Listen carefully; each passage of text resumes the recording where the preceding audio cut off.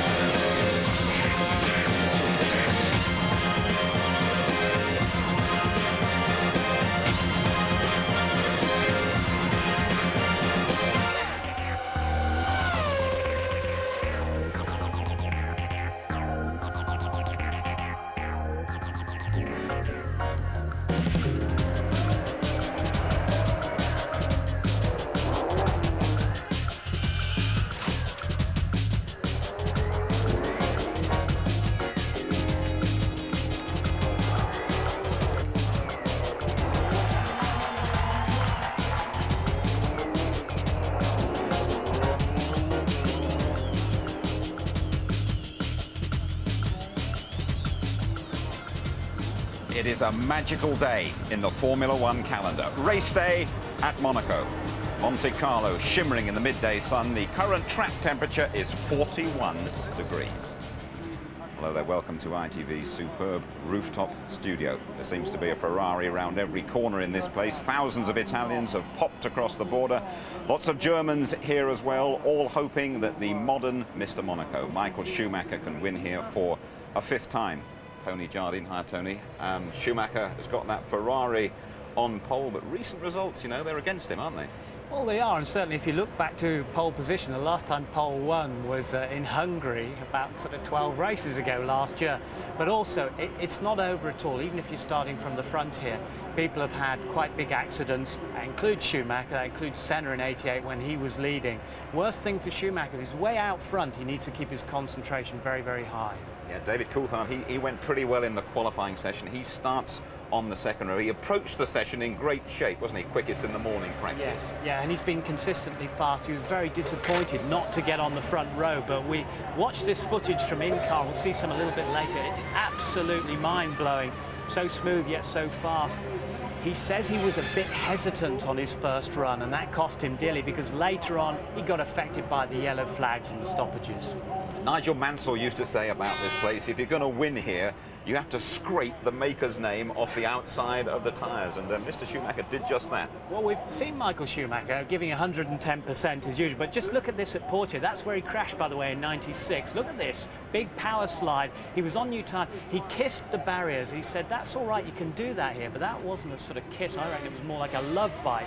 But he carried on as he got the balance of the car, scrubbed in the tyres better, and he kept on setting fastest times to really re-emphasise that pole position was here. It was his here at Monte Carlo. Absolutely, 1:19.4 in the last 10 minutes, and that's over a second quicker than Häkkinen's last year. That's pretty remarkable.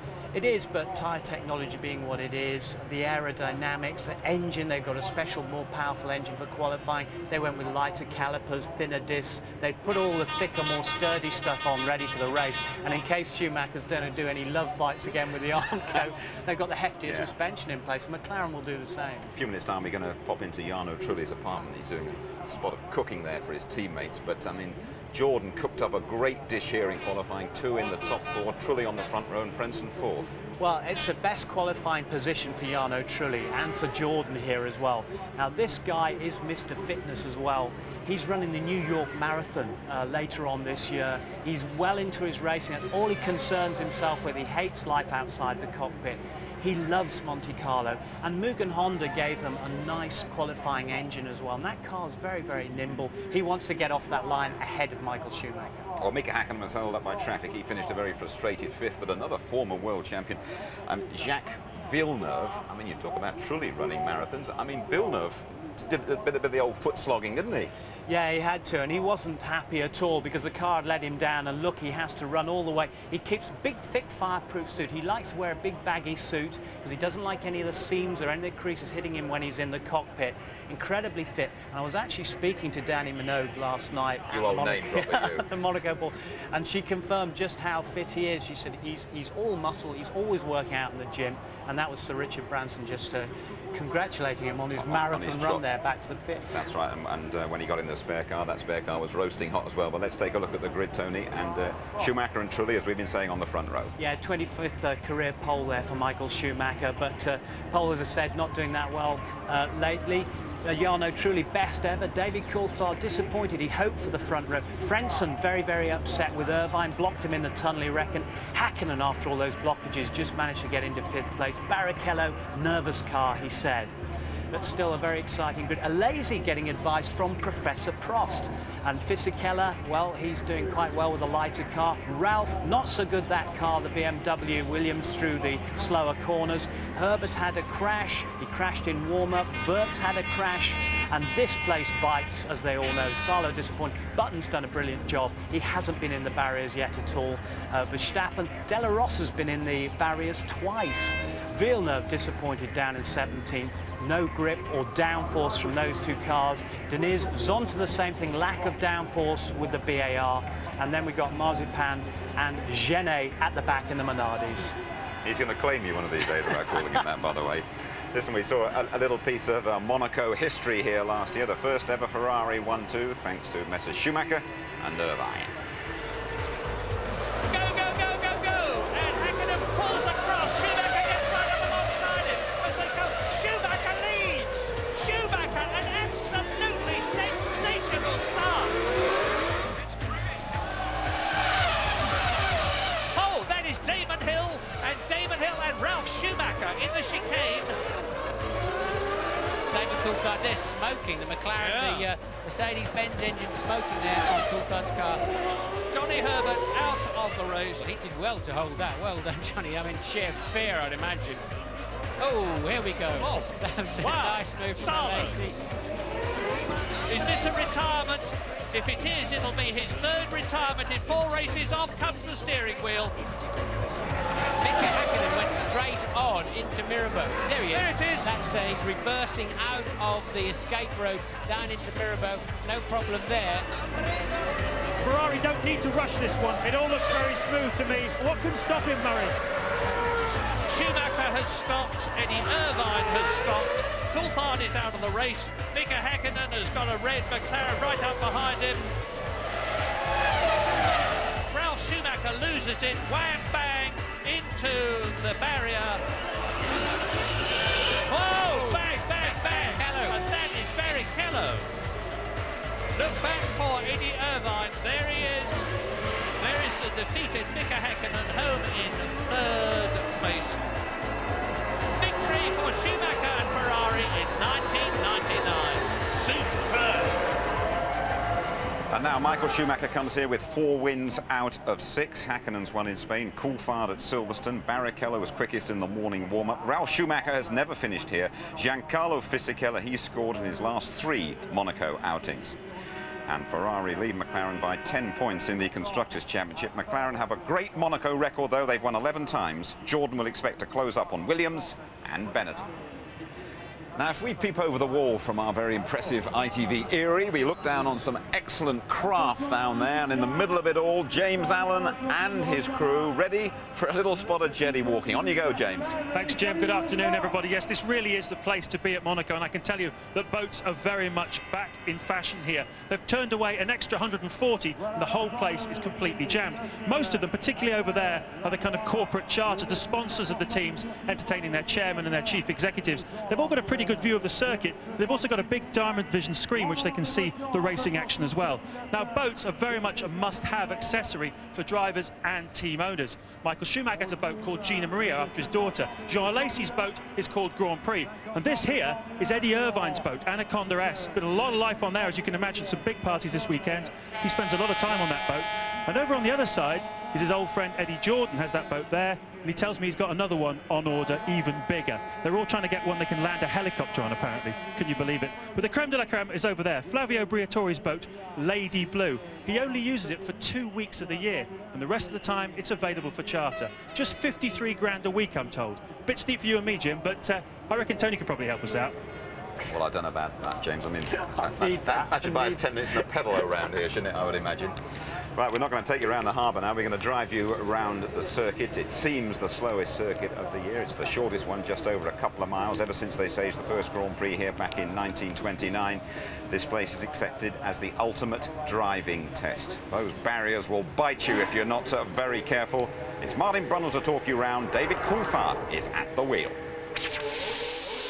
Are you ready for a lap of the Monaco Grand Prix circuit? You're on board with David Coulthard in the McLaren. Down the pit straight, built up to 170 miles an hour before trying to find a braking point for Saint-Devote. Down to just 70. Clip the curb on the inside, a little confidence lifter, and then watch the barrier on the outside. Now you're climbing up towards Massenet, flicking through the small S's, over the top of the hill at 160 miles an hour. Now hug the inside. The barrier will come out to greet you, a little bit of understeer. You just passed, and the second part of Casino, back end going light, and now down to the Mirabeau. Just 40 miles an hour. Try and pick up the rain gully on the inside. A bit of understeer there for Coulthard, and he catapults into the Grand Hotel hairpin. Just 25 miles an hour, full lock, and again hard on the throttle over the pavement. You're heading towards Poitiers. Stay within the confines of the new tarmac. Don't hit the barrier on the inside. Get the power on early as you disappear into the tunnel. It's quite a right-hander in there, but on the exit you're doing 180 miles an hour before braking downhill into the new chicane. Abuse those curbs. It pulls the back end of the car around nicely and points you down towards Tabac, 140 miles an hour. Just brake lightly down to 95. The car will slide from the front towards the barriers. Now hold your breath. You're doing 110 miles an hour before you brake down into the second part of the swimming pool. 70 miles an hour, thread the car through.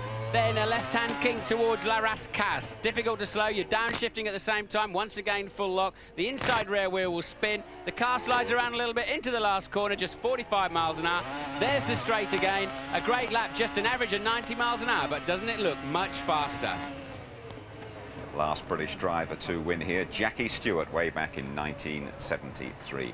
No doubt, though, about the surprise packet of the weekend. It has been Jarno Trulli and that Jordan team. Trulli starting alongside Michael Schumacher on the front row, the best qualifying performance of the 25-year-old Italian's career. Trulli, like so many of the drivers, now lives here in Monte Carlo. We joined him as he cooked up a little treat for his Jordan teammates.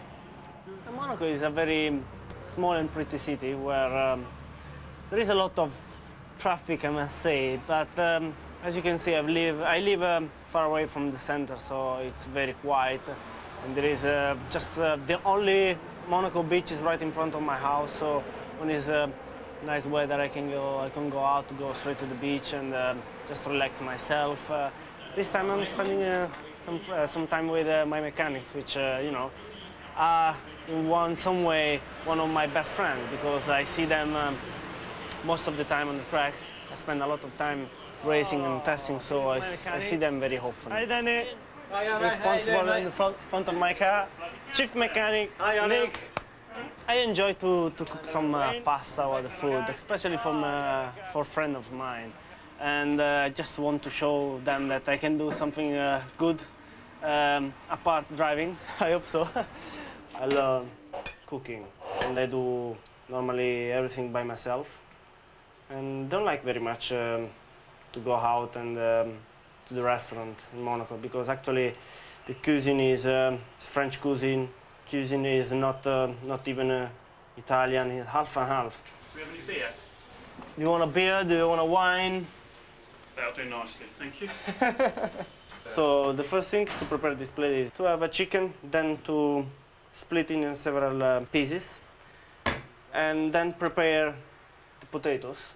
We have to dress this dish with olive oil and some wine, because gives to the chicken and to the potatoes a very good taste. Yeah? Yeah, red wine. Yes, please. That's for you. So what do you make? Some pasta. Yep. With this tomato, basil, olive oil. Everything. And then some chicken, potatoes in the oven. Multi-talented. Jarno Trulli, pasta tasting experience. Ready? First one is ready. Yep. Just a moment to bring you something. Stuart, have ours first. Yeah, you. You have to eat it straight away when it's hot, otherwise just stick. I did try twice actually this dish before to offer you this kind of lunch. I've done this all for you because a friend of mine came last weekend to visit me. So I call up home and say, send me some different bottle of wine, good wine, because I have my mechanics coming. So I just want to impress Stuart. Well, Nick actually said if the food's crap, we won't do the wheels up for the race. So. I already told him he's like Jamie Oliver, Mark II, naked chef. Don't you think he could, when he retires, he could have a job as a TV chef? Ready, steady. That'd be good. You have the Quick. Tell us about the New York Marathon, Jarno. Your marathon is 5th November. I think 1 week after. 1 week after. 1 week after Malaysia. What, the weekend between? I think the Sunday after. Normally, every train, with bike, running, everything. Yeah. When you go cycling, then where do you go? You ride to Italy or? Go to Nice, go back, and then I climb up to the mountain. On the top. When you climb the mountain, it's from the beginning to the end, so just like this. So yeah, the last race, I gave you a race briefing. Yeah. I told you to go to the first corner, do a left and head straight towards Tesco's. You know, what went wrong? Fisichella, you know, somehow you managed to reverse into him. I don't quite know what happened, but you know, explain. I did try, but unfortunately I didn't succeed. I will try it next time, okay? Excellent, that's what I like to hear. Anyway, yeah, it was a fantastic meal. Thanks very Thank much. you very much. I look forward to the next race briefing on Sunday morning. Okay.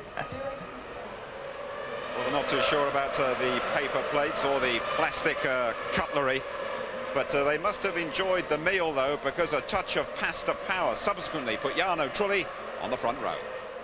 Mechanics are really nice, the guys, and you know, they are really big fun when we are working during the test. When there is a race weekend, they get always very professional, you know, concentrate on the job, and I must say that they are just like a very good friend, because I can see them every weekend, racing, testing, so they're very close to me, and I just wanted to stay to spend the day with them, a night with them, and we enjoyed ourselves, and hopefully it gave me quite a big luck for this weekend, so probably I will do it again next year. Noise you can hear behind me, one or two of the cars clearing their throats, as it were, for the start of the Monaco Grand Prix that is still just under half an hour away. What about Jarno Trulli that we saw there? It's fair to say that Jordan needs something here this weekend, Tony. Yeah, they do. The best they've had so far has been a 4th place back in '92 with De Chadris, 4th last year. The qualifying performance is very, very good indeed. Moog and Honda have done well. As I say, Nick Burrows, his chief mechanic there. You've got a fast driver who delivers fast food as well. There's a great bonding, though, between the mechanics, Dino Toso, his engineer, because they had difficulty with the setup of that car previously. They've got the car just right for Jarno, and hopefully in race trim, as it was this morning, it'd be right.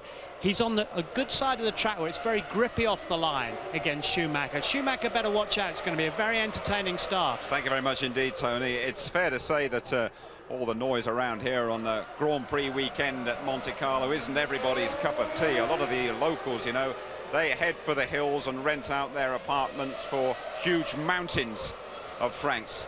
But don't worry about it, Les Posers, the posers, they're still here.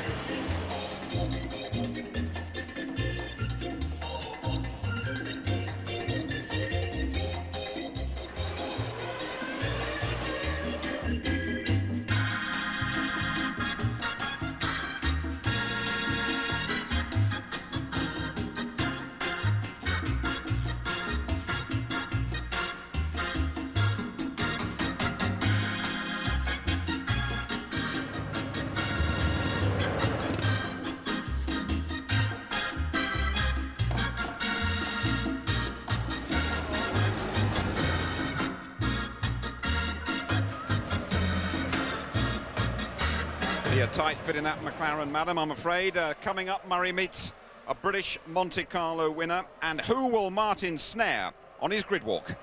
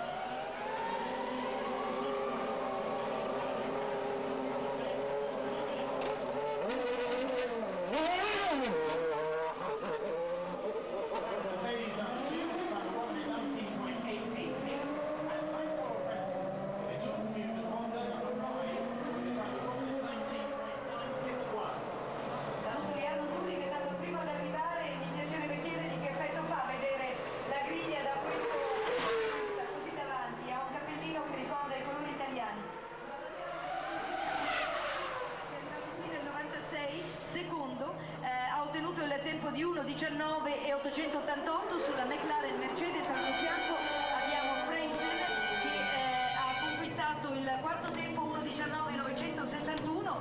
Frenzen è arrivato quarto nel 96 e quarto nel 99.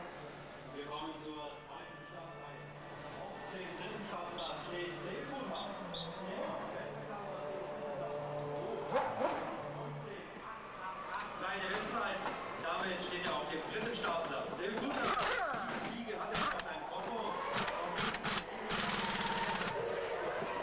Position. Jetzt den Zeitpunkt mit 24 Punkten.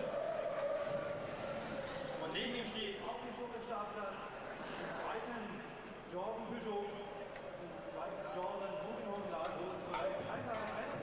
Drei Siege hat er schon sein Konto buchen können. Seine Bestzeit ist 19,961. Der Vize-Weltmeister von 1997 ist zum jetzigen Zeitpunkt auf dem 7. Rang der Weltmeisterschaft. Yeah, no, truly, for the first time in your Formula One career, there's no cars in front of you. How's it feel? Feels good. Remind me in Formula 3 when I was starting from the pole. So it's a very good feeling, and hopefully this time I will be more lucky. Now, in a couple of the races, we've seen incidents on the first corner. What are your tactics going in there? I just want to do a very good start.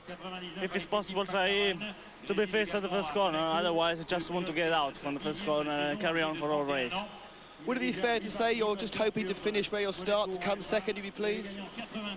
I mean, to get on the podium is already a good thing for me, so we shall see, but we never know how the race goes.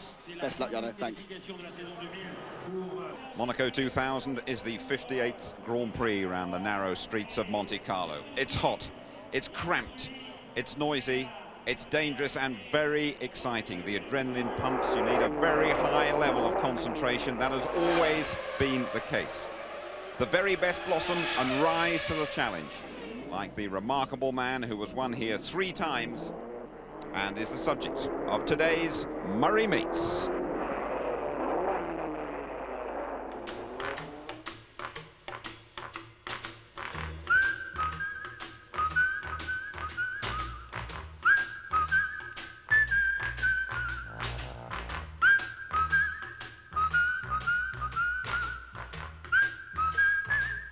Do you think Grand Prix racing these days is better, worse, or just different? Different. I think it is far more sophisticated. I think what they achieve with these cars is remarkable. I think the sporting side of it has gone, which I think is a great loss. I don't think it hasn't spoilt the racing, but it's spoilt being part of it. I mean, when I was racing, it was really fantastic fun to be in there taking part. But I don't think today it's quite like that. I think you make up the bank balance. Do you think it's too professional? No, I think the trouble. I don't think it's too professional, and I think because it's so professional, I think it is spoiling it. Yes, I do. But that's because the technology is so good. It isn't because racing's bad. It's because they've made the cars so good, in the same way as they have aircraft and so on, that it just doesn't give them the opportunity of demonstrating, as a man like Fangio could, his skill.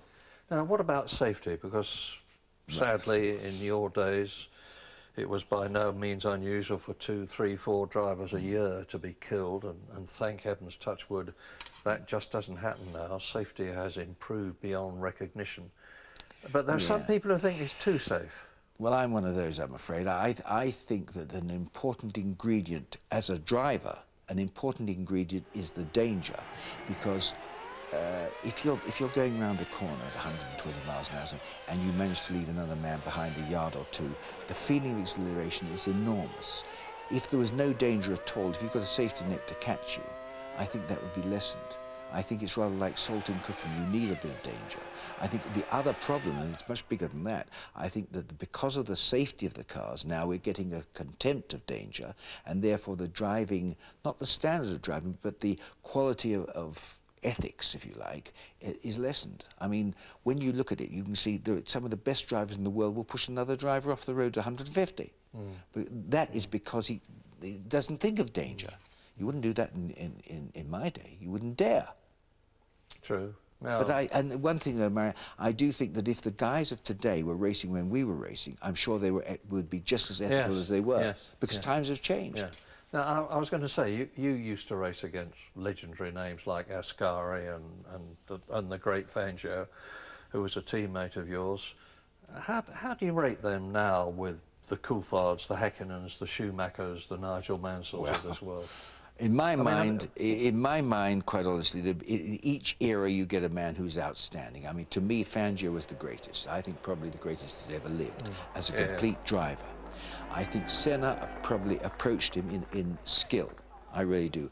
Ethically, no, but then it wasn't required in his time. You can't say the man wasn't as nice as Fangio was, because it's a different life. And I think today, you've got Michael Schumacher, who I personally believe is in a class of his own. And I don't think I think that we've got to wait till another one comes along. Sterling, thank you very much. Thank you. And to endorse what Sir Sterling said there, Schumacher in a class of his own around Monaco. He's won 4 of the last 6 here. Senna holding the all-time record of 6 wins. Look at Häkkinen and Coulthard, just 4 finishes in 13. 12 the 22 drivers, including Jarno Trulli, who we visited, have homes here. Just a couple of wins from pole in the last 8 races. Schumacher on pole today, of course. The last winner from pole, though, Häkkinen in Hungary, and that was 12 races ago. OK, Tony, let's have a quick look at what happened in warm-up this morning. Rubens Barrichello went quickest, but the Jaguar of Herbert had problems. Yeah, I mean, they've been running quite well. They're over their engine problems. But on the exit of the swimming pool here, a broadside on for Johnny Herbert. He's 11th on the grid. That's not what he needed. Of course, the damage is minimised by going in sideways as opposed to frontwards. And then Jenson Button going off. Now, he has done an exceptional job. That's only a little whoopsie, and he gets going in. He's kept it away from the barriers, unlike many drivers here. Here we have Pedro de la Rosa, the 2nd time he's had a heavy off. And the first one was in qualifying at La Rascasse. Just shows you how the grip levels change, how easy it is to get offline, pick up dirt, and off you go into the barriers. Absolutely. OK, let's hear from some of the drivers now, shall we? Starting with Michael Schumacher, whose Ferrari is on pole. I think it's important to be in the first row, honestly. Whether you're first, you're second, that doesn't really matter, as we have seen last year. So that is my view of it. I must say I'm really happy and satisfied because it's very hard, this track, for the driver, for the car, and it's good for the mechanics and the team because, you know, we had a very tough season, beginning of the season, but now it seems getting better. I wanted to be in the front row at least, but it's still possible to win from there. You know, a lot can happen in this track and we'll be okay. We obviously have a good car here, we find a good setup. Jan and me, we like the track. The car is changed a little bit, obviously, but you know, it's a little bit like on the rain. I know I have some possibility on this circuit, and I try very hard. Big 14th isn't really that good, but I think I've got the pace, and the car has. Obviously not to be up with the Ferraris, Jordans, and McLarens, but it's got a bit more pace than I've shown today, really. Just for the last run, you know, I was able to get the proper lap time, and even that was a struggle because there was oil in the last corner. Looking for the championship, it makes you a little bit optimistic. This fella finished 2nd behind Michael Schumacher. What was it, 1994, wasn't it, Martin? Nice to see you behind the mic down there, ready to go, but I reckon this is the circuit you want to drive, don't you, above any other? I did, I loved it here, but there's a lot of people here also love to watch this sport. I thought normally we get a lot of movie stars here from the Cannes Film Festival, but that's long over, and well, I'm really shocked. I thought they came just because they love Formula One, but obviously not. But still, look, show them Andy, show them the people here have got a fantastic view of the start line. They can see exactly who gets away well or who jumps the start, whatever. But I have to say, doing a grid walk on this grid just terrifies me because every time I turn around, you can see absolutely nothing. I was hoping to talk to Ryan Giggs, but he's with the Jordan team. Eddie didn't want me to because a couple of years ago I said something along the lines of, well, Ryan Giggs is the only thing in the Jordan team that can take a corner, which didn't go down very well. But I'd be pretty silly if I said that today because they're going absolutely brilliantly up here in 2nd place on the grid. Trulli's just walked off the grid, presumably to go to the toilet. You've got the Ferrari sitting here on pole of Michael Schumacher. Look, that Ferrari looks the absolute canine undercarriage, and you can't see too much of it at the moment, but Schumacher looking fantastic in that car. Let's wander down the grid, see what we can see. And here's Trulli. Trulli's back. Jarno, chance for a quick talk, ITV. So, fantastic weekend for you so far. What do you think your chances are? You're starting from the front row of the grid. Is that for the first time? Yeah, it's a very good feeling. I think I got a very big chance to be first at the first corner because we usually have a very good start, and we will see. The race is going to be very tough for everybody and very long. You think it'll be tougher mentally or physically? On both sides, because the track is very narrow, very tight corner, can be, you know, slippery. So we really we need to have a very high concentration. So for once, you don't have to look at all of the other cars to know when to go. You can just watch the lights and concentrate on your own start. Have a great race. Thank you. Okay, so there's Jarno looking, I have to say, a touch nervous. Now, another man I wanted to talk to was Bernie the Bolt, but I haven't seen him at the moment. I'll have a quick word. Here's Ron Dennis. Ron, have you got time for a talk? You got Mika back in 5th, David in 3rd, not where you wanted to be on the grid. Can you do anything about it? Well, the first thing is to survive the first lap and then play to the right strategy. I think it's difficult to win from back there, but not impossible. It really depends on the outcome of other people's races. In a straight fight, I think we can come 2nd and 3rd with a bit of help from other people's bad luck. Maybe we can still win. Yeah, I know you'll die if you're 2nd and 3rd. I know that's not normally in your vocabulary, but have a good race anyway. Thanks for talking to us. I think I saw, amazingly, a little man wandering about over here. Here he is. I think I dare interrupt him. Bernard. Well, you flogged off half of Formula One, but you're still sort of cruising around here like you own the place still. My wife sold, or the trust sold half, not me. I've got nothing. I'm just a poor guy trying to work. Well, but I need to know, because my friends here, they want to know that we're talking to the absolute tip-top people, you know, so you're the man still, yeah? I'm making out I am, even if I'm not. Oh, yeah, well, we all do that. So you... Exactly, that's what I was just going to say, like you. So you flogged off half of it. Which half's yours then, the left-hand side, the right, or do you just the front?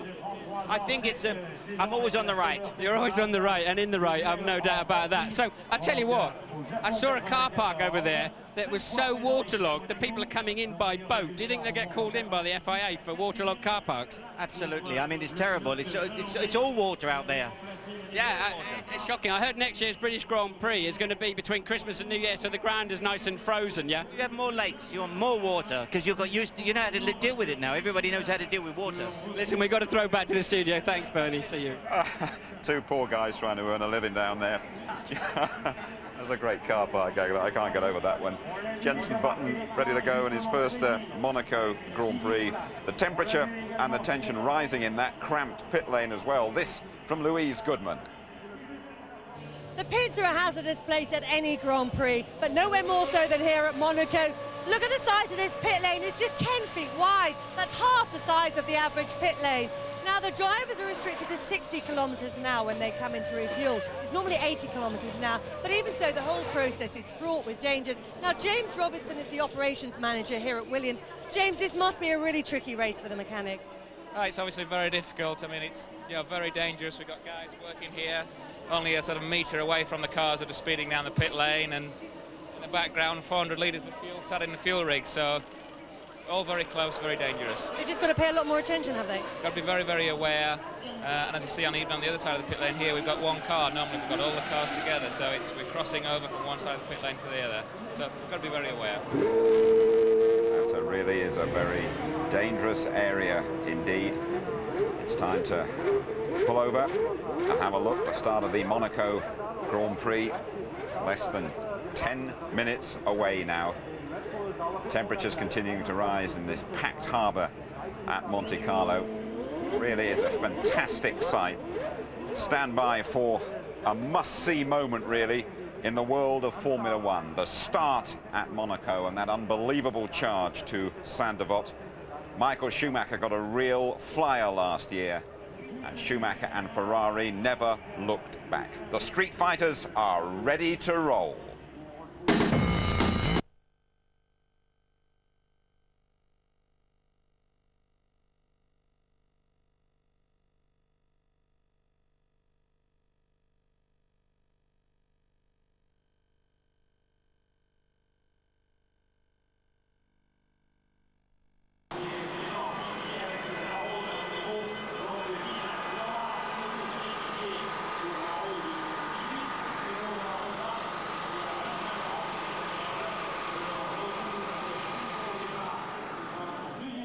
Ici à Monaco.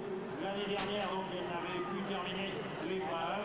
Pedro La Rosa, donc, sur la différence 18.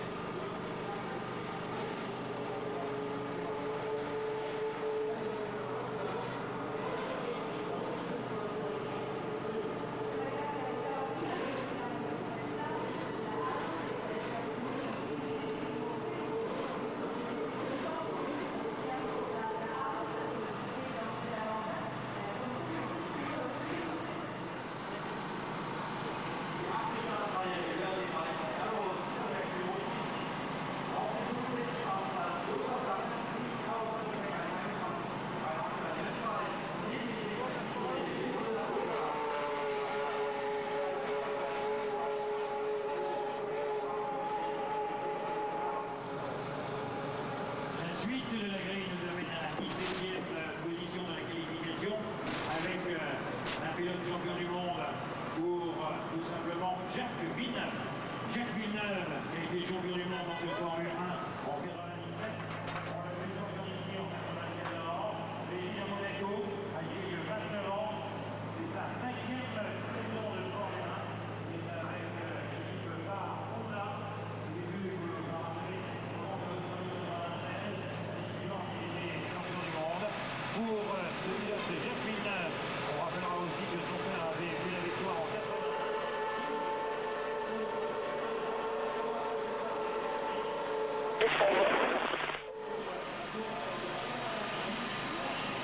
voyez avec lui, si vous l'avez, vous...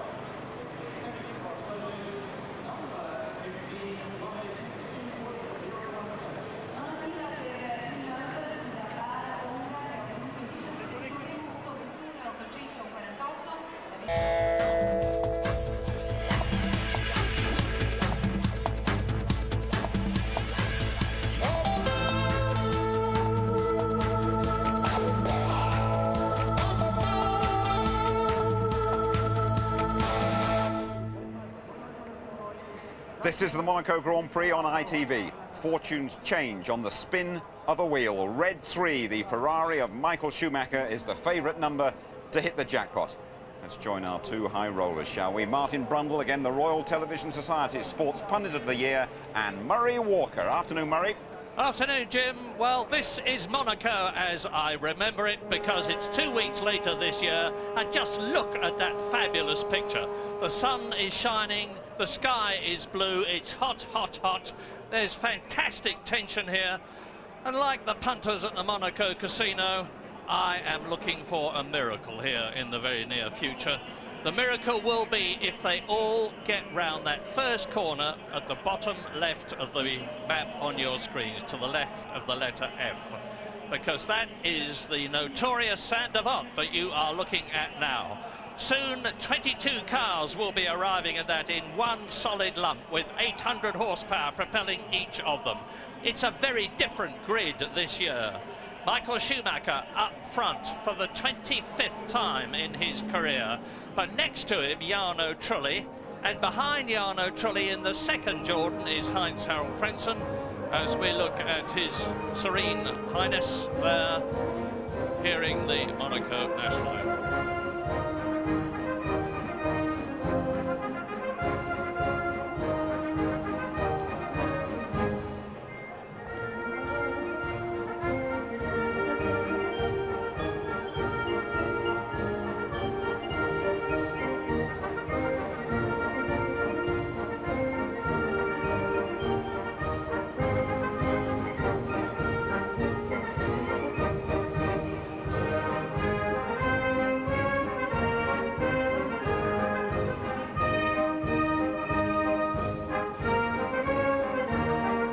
So, 77 last week, Prince Rainier, one of the younger fellas as far as I'm concerned. And I was saying I'm looking for that miracle, and they are going to get all round the corner on the first lap, because the tension here is going to be absolutely terrific. It is now, but they need an enormous amount of concentration to last 78 laps of this race. Only 8 cars finished last year. It's tremendously tiring.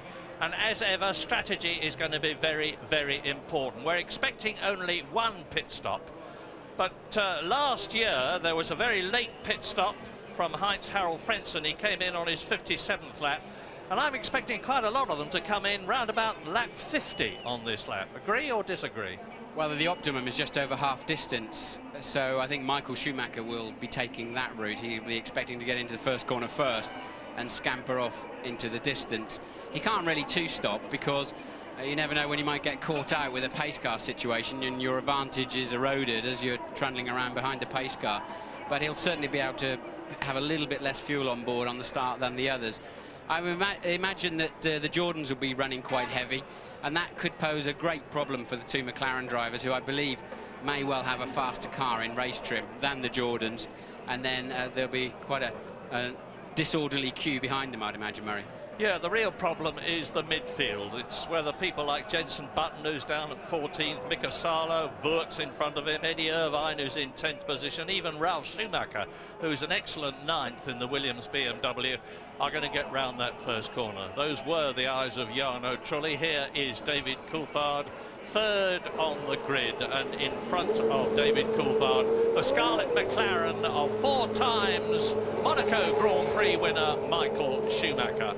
As I said, it's 78 laps. There is not a seat to be found here. There's not even standing room on the banks just beneath the Royal Palace, which overlook the Rascasse corner and the Anthony No corner. That's turn 17, the last.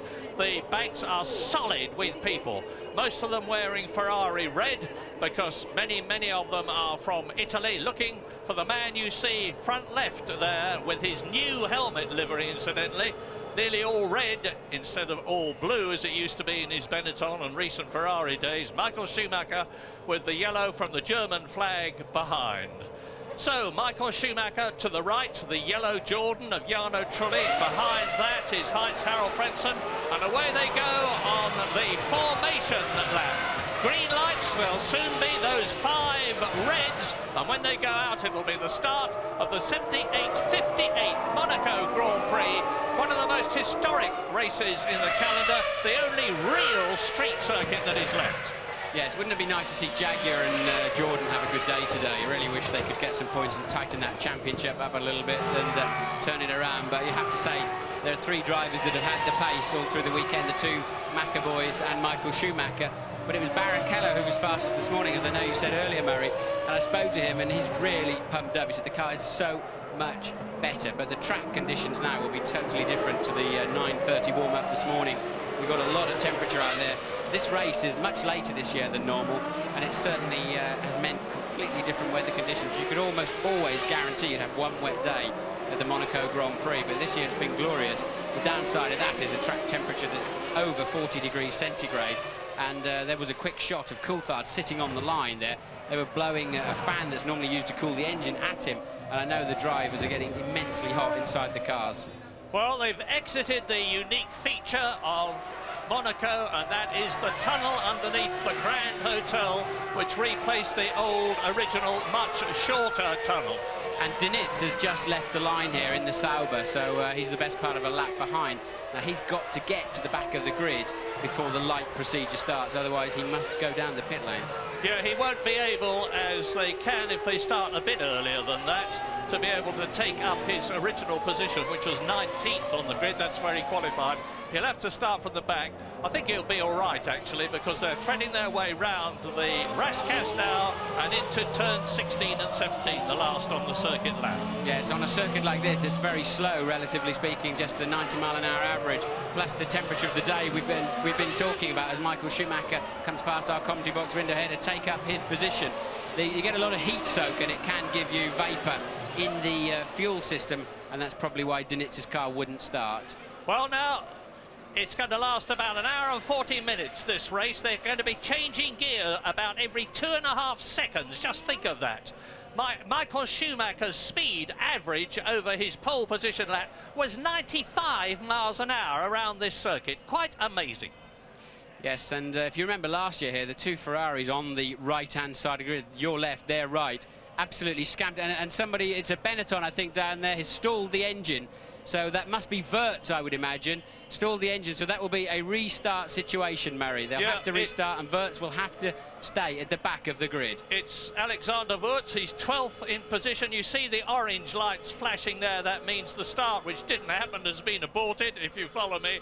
And that will not be at all welcome. They're going to have to do another lap. Yes, and we've got some very, very hot Formula 1 cars sitting on the grid now. They were sitting there a good half-minute, a slow lap round. So, as I was talking about, a lot of heat soak now coming up into the engines. That can cause problems. And I remember vividly the time when Michael Schumacher stalled his Ferrari on the grid and when he was in pole position. So out come the mechanics, out come the trolleys, out come the starter motors, the electric starter motors, and the tension ebbs just a little. Yes, look, they're putting the fans on the McLaren. They know what they've got to do to get rid of that heat. And the mechanics, having just dragged all of the equipment back to their garage, they've now got to go back. And the restart procedure, Ferrari, of course, they're at the sharp end of the grid, which is at the extreme opposite end to where their garage is. So Ferrari with a big job to do to get back there and sort Michael Schumacher's car out. I wonder what's going through Michael's mind at the moment, because there is a precedent for this where Schumacher in pole position, as I just said, stalled on the grid and they had to abort the start, and he had to start from the back, as Alexander Wurz will have to. And Wurz is not going to be a very popular man on the grid for all the trouble he has caused. He's in enough trouble already. That's the dry ice going into the pods from the Ferrari and the other cars to try and keep those radiators cool, to stop the heat, so-called, to reduce it to the minimum that Martin was telling you about. Wurz, as I was just saying, is under duress. He's having a very difficult time to keep his place in the Benetton team, and this won't help him. Well, what will happen now is that lap they've done will count as part of the race. Obviously, there'll be one less racing lap now, but this is a great chance for us to take a break.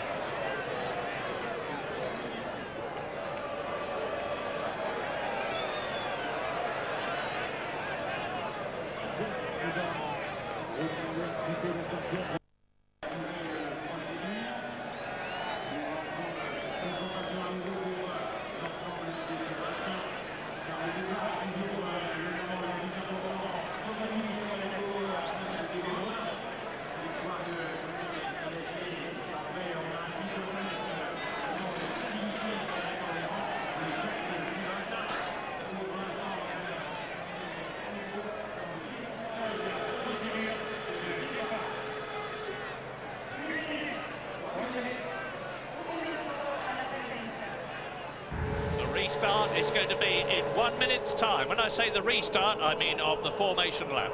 Yes, 14:08 local time. We think they're preparing Wurz's spare car in the pits because it seems as if the car was actually smoking. You can see the gap down there. It's gone now where Wurz's car was. We think it was smoking as he came to the line, engine smoke. So Wurz, I think, will have to start from the pit lane. No cost to him now. He would have had to start last anyway. So Wurz will start from the pit lane once the pack has gone. And remember, it's not going to be a 78-lap race now. It's going to be a 77-lap race. Hand clutches for the majority of the drivers. Some of them are using a full clutch still. Michael Schumacher went back to Fiorano in Italy on Friday when everybody else was having a rest day to practice his starts, to make sure in a situation where they're not allowed to practice starts at Monaco that he would be really ready for it when the lights go out here. Yes, They look like they're struggling to get Wirtz's car done in time. Obviously set up for Fisichella by the looks of it, and they're significantly different in physical size, Fisichella and Wirtz. They may struggle to get that car ready to join the start. You're absolutely right. I did my usual check on who's got the spare cars. A lot of the teams here have got 4 cars. McLaren and Ferrari, Jaguar have got 4 cars, and so have Prost, but Benetton have not. And the car is set up for Giancarlo Fisichella, who's much shorter and stockier than the tall, lanky Alexander Wurz. It normally takes them about 12 minutes to change the car, to change the pedals, to change the seats, to change the safety belts and everything else that they have to do. I think they'll probably be all right. But now you see the pits are being filled up. The pit lane is being filled up because the circuit itself has been vacated. Well, the Italians call the spare car the muletto, the mule, I guess. But I'm not quite sure why we all call it the T-car. I didn't know that once, and I can't remember now. You would throw that one at me. It's training. It's the training car. That's the one, is it? The training car, Good. Martin. Yes. Sorry to drop that hot potato on you. I was ready for it, actually, because somebody asked me exactly the same question yesterday. They also asked me why... No, I won't tell you that now. Because they're coming through at the end of the formation lap, the second formation lap, for the start of the 77-lap Monaco Grand Prix of the year 2000 Y2K, with Michael Schumacher in pole position, with Jarno Trulli, who said, and you heard him, I make a good start and I would hope to be leading into the first corner. Yes, but I think Trulli was nervous in the press conference straight after his front row qualifying yesterday. I thought he was nervous when I spoke to him, and the last thing he needed was a false start, because that's the period of time where it's most difficult to keep yourself under control. Yeah, and this is Michael Schumacher's 133rd Grand Prix. He has won 39 of them, only 2 less than the great Ayrton Senna, whose points total he has already succeeded beaten to become the 2nd highest in history. And the Monaco Grand Prix is... Go, go, go! Schumacher gets away. Trulli slots in front of David Coulthard, and the grid order is maintained with Heinz-Harald Frentzen in 4th position. But Mika Häkkinen is still in 5th position, so there is no change as they climb up to the Hotel de Paris, round Massenet, the left-hander, through Casino Square. Yes, everybody got away very poorly, and I'm not surprised. The red light was on for so long there. The red light seemed to be forever going out, and I'm sure all the drivers were champing at the bit there. It's unusual. Normally it's just over 3 seconds and it's away. And there's Häkkinen making a good move on Frentzen. Red flag. Well, I think the computer is out, Murray. I think that's probably why it's a red flag. Well, there's no data come up. They've gone... Oh, look at that. Well, this is the worst possible thing that could happen at Monaco. First of all, we get an aborted start. Then we get the computer sticking and the race restarted again. Now we've got this kerfuffle, and let's have a look and see what it's. The 2 arrows, you see. That's Jos Verstappen in the orange arrows, who was nerfed from the inside there. Now, by Button, I think it was Jenson Button gave him a little tap on the back wheel there as they went into Grand Hairpin there. So, but we've got no data on the computer at all as they've gone through the various sectors on this lap, and I suspect there's been some kind of power failure. I can't... Certainly the red flag was out long before this little car park. Well, the whole of Formula One, like the whole of our lives these days, seems to be controlled by computers. The cars trip a computer mechanism as they cross the line so that we all get their times and the gaps in between. And in many ways, the old way was the best, but not here today. Well, they're going to have to send men out with starters. They can't haul all of those cars off the track. They'll have to switch the cars off. They'll be fried in about a minute, which they've already had much more than parked there at Grand Hotel Hairpin. Nobody got away well. I think everybody was surprised just how long the red light stayed on. Ralph, a reasonable start there, but sort of general chaos. They did well to all get through the first corner, but if they're still down there at the Grand Hairpin, they'll have to switch the engines off, and they can't just crane them off the circuit. They'll have to send men out there with starters, I would have thought.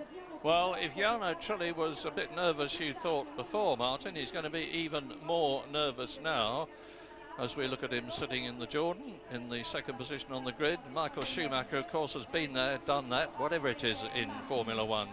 and he's a very cool, calm, collected customer anyway. Well, there is the Jordan being... This is the third time that a Jordan has been involved in a real happening this year, because Pedro de la Rosa went into the barrier very heavily this morning. That looks a bit like an Arrows to me, but here's the car park that we were talking about, and they've switched them all off. They had to, as I said, the engines would just melt, and I really think they should allow the mechanics out there to start those cars up. David Coulthard climbing over the barrier. Yes, I'm sorry, an orange Arrows that was being craned off the circuit. And the Arrows team has had a very tough time here altogether, because Verstappen's been off. You can see the blower there pushing cold air, because there's an ice box there as well, pushing cold air into the engine compartment of Schumacher's Ferrari. Yeah, it's because the overflow system on the radiator system is just like your road car. It'd be a total loss system if they get any expansion, and obviously they can't get that water back in, can't get any water back in. In fact, at this point, if they're declaring a restart, they can't add anything to the car whatsoever, certainly by way of fuel, or change the tyres. But I'm going to be very... This is an unusual situation, I have to say, but I'm going to be very surprised if they basically make those drivers abandon those cars. That's Genet's car that you're looking at now, the Minardi of Marc Genet, who's straddling the cockpit. You can see his left leg is out and his foot is on the ground, his right leg is in the cockpit. There's a Prost down there, there's Jenson Button's car, there's the Sauber in the background. Behind the Sauber there's one of the two BARs, and then finally Mazzacane in the second Minardi. News from James Allen. Yeah, Murray, I'm down here in the pit lane, and there seems to be a lot of confusion. I've talked with Ferrari and McLaren. They have no idea why this race was stopped before the incident at the Lowe's hairpin. I'm now with Eddie Jordan. Eddie, can you shed any light on this? Well, it has to be that incident, because I can't believe that that incident wasn't already reported back. There's no other reason for it, and you know, perhaps in hindsight it looks as if there's no way the race could have continued. The place is completely blocked, and that's the only reason that I can possibly imagine as to why it was stopped. But the way we were looking at it, the red flags were up before the accident happened, Eddie. I'm sure. I think that's just a matter of I think if you actually got your time switch out and had a look back and replayed the action, you'll find them figured there's absolutely no reason for the race to be stopped, and that's why they would have done it. So let's talk a little bit about nerves now, Eddie, because your driver's on the front row, you've got another one on the second row of the grid.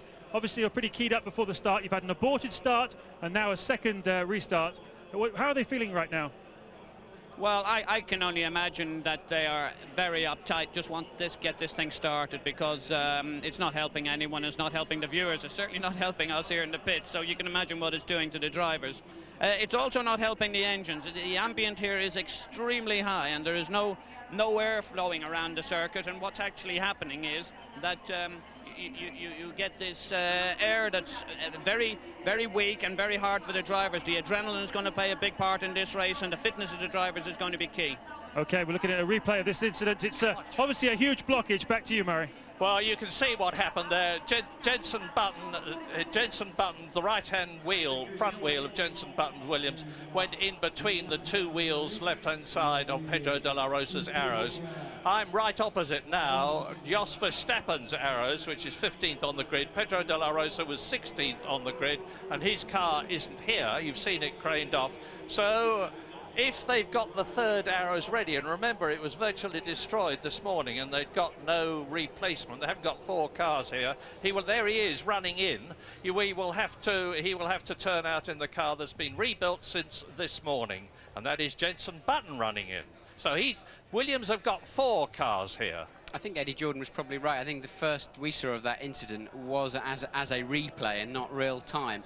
And there were certainly no red flags hanging out at Grand Hairpin before as they had that incident on the corner there, so that could well have been the red flag situation. But there certainly was no computer information up here, and we get the same stuff as the teams by and large. And also I'm very surprised that red light was on so long on the grid, so maybe there's other problems as well. And there's the drivers all having to scamper back. We're going to find out what's happening. We'll be back very shortly.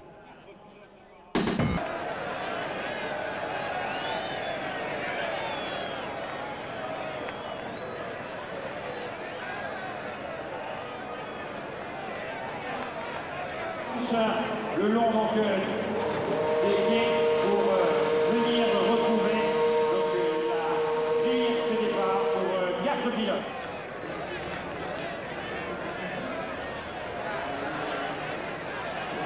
Il y a la tribune qui va certainement encourager tous ces pilotes.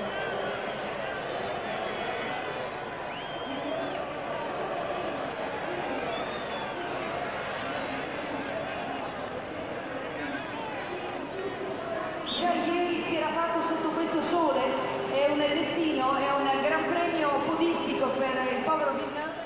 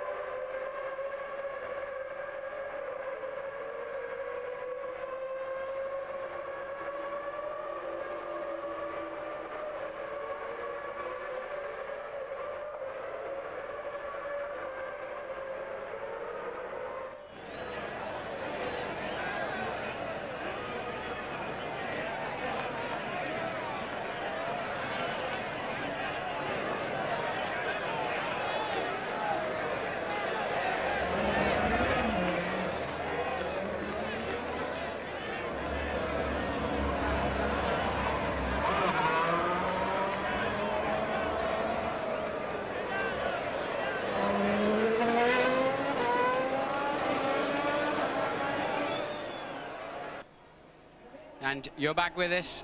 That they're still recovering the arrows there. Many of the drivers have been running back to the pits, as you saw just as you were leaving us. Now this is covered under Article 156 of the regulations. There's 3 types of race stoppage really, and this is case A. Less than 2 full laps have been completed, and if the race can be restarted, then the following applies. The original start shall be deemed null and void. The length of the restarted race will be the full original race distance. Drivers who are eligible to take part in that race can start either in their race car or their T car. And this is an interesting one, any driver who was forced to start from the back of the grid or the pit lane during the original start may start from his original grid position, which puts Wirtz back on the grid effectively. And well, it goes on. There's more details. Funny sort of justice. Yeah, but you've got to have rules. You've got to have a procedure. I mean, it all looks a bit of a fiasco at the moment, but there is a way of channeling this back in to try to become a motor race. But it's certainly struggling at the moment, isn't it? Here they are running back, and in the lead is Pedro Diniz. Behind him is Ricardo Zonta. And he's going up the inside, look. Yeah, and also out there are Nick Heidfeld, the Prost driver. Jenson Button is already home. Pedro Diniz, as you see, is across the track into the crowd. And now they've got to get back into the pit lane. David Coulthard was out of his car very quickly indeed and taken his helmet off to cool down, no doubt. As Alexander Wirtz there in the spare Benetton, I expect, is waiting ready to come out of the pit lane to start from his original position, having aborted the first one. And that's 12th position. Louise Goodman. Yeah, I'm down with James Robinson down at Williams. James, did Jenson say anything to you after that incident? No, he didn't. Obviously, he was straight out of the car from what we could see, and he's just trying to get back. Obviously, he's just got in a spare car, but the pit lane technically is closed, so we're going to see if we can get him out or not. Probably won't. Bit of a tricky situation for him to have to deal with for such an inexperienced driver. Do you think this is going to affect him? Is it going to rattle him? Have to wait and see. Thanks, James. I don't think it's going to rattle him. He's the most mature, calm, laid-back chap of 20 years old that I've ever met in my life. Most of the situations that Jenson is coming up against now are new to him because this is very much his first season in Formula One, and a very distinguished season it's been so far. This is only his 7th Grand Prix, and he has scored in 2 of them. And this is his first street race in Formula One, and he's been performing extremely well already. He's only starting 14th on the grid, admittedly, out of 22, but he had all sorts of problems, as did most of them, because congestion is one of the big problems at Monaco. You've heard us talking about how difficult it is to get past cars, and James Allen is there in the pits. Situations like this, Murray, sometimes give rise to the funniest little things. All the sort of glamour and the glitz and the build-up that we always have at the build-up to the Grand Prix. And now we've had an aborted start. And one of the funniest things I've seen for a long time, there's one portable toilet at the end of the pit lane. Michael Schumacher decided immediately upon rejoining the grid he wanted to go to it. And shortly afterwards, Mika Häkkinen and Ralf Schumacher arrived and had to stand in an orderly queue while Michael sped to Penny and then they all came back out again. It's a very, very strange day down here in the pits. So the Germans got to the loo as well, first of all.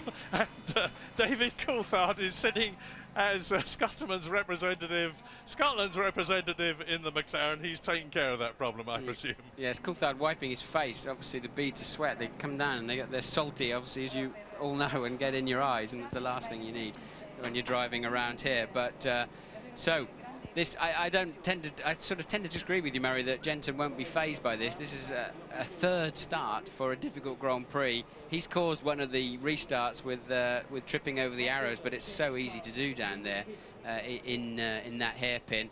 And a little bit of massage to the neck there of one of the Prost drivers. It's Nick. I think it looks like John Alesi from the bulky build. And it looks to me as though he's got a problem, and Alesi's starting 7th on the grid. It's just a bit of relaxation stuff, I think. It is, John Alesi. Incidentally, it gives me the opportunity to say, as I said in qualifying yesterday, that there's a pretty fraught situation at the Prost organisation, because their technical chief, Alan Jenkins, has left, and the entente cordiale is not at all cordial. There's a very fraught atmosphere there. But to their credit, as a result of, ironically, something that Alan Jenkins found out in the aerodynamics area, the Prost is going very much better here than it has in the past. And Alesi has benefited that, 7th on the grid. Yes, Alesi going extremely well. Jarno Trulli, 2nd on the grid. He's already started this race, or thought he'd started it in the formation lap 1, formation lap 2. 3rd time lucky, we hope. The race restarting in 5 minutes' time, if all goes well. Yes, 31 minutes past the hour, the race will start, and it's a good chance for us to take another break so you can see more racing action later on.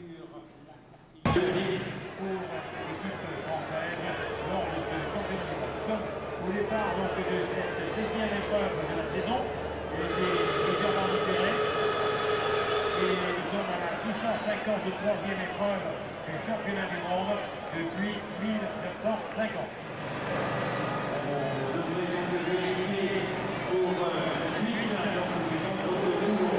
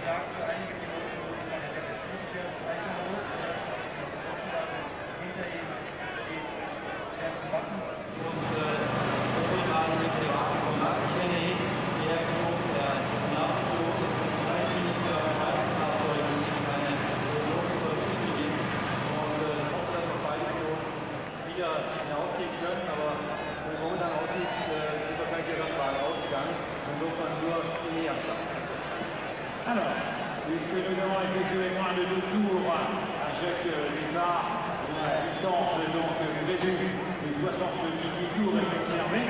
Ici donc pour la distance de... The 3rd formation lap will be starting in about 3 minutes' time. And one team in particular then is going to be extremely worried, and that is the Jaguar team, who have had a lot of start problems due to clutch problems in previous Grand Prix. They've taken off twice already this afternoon. Now they're going to have to do it a 3rd time, but it's going to be pretty tough on everybody. It certainly is. The regulations are absolutely clear that the length of the restarted race will be the full original race distance. It certainly used to be the case where you countered that false start lap, but we're in a red flag situation. We're not in a safety car situation. Obviously, there was no point. You saw for yourselves, the safety car itself got blocked behind the little traffic jam. But just to remind you, this race restarts, the restart procedure is at 31 minutes past the hour. And it is now 29 minutes past the hour. 29 minutes past 2 in Monaco.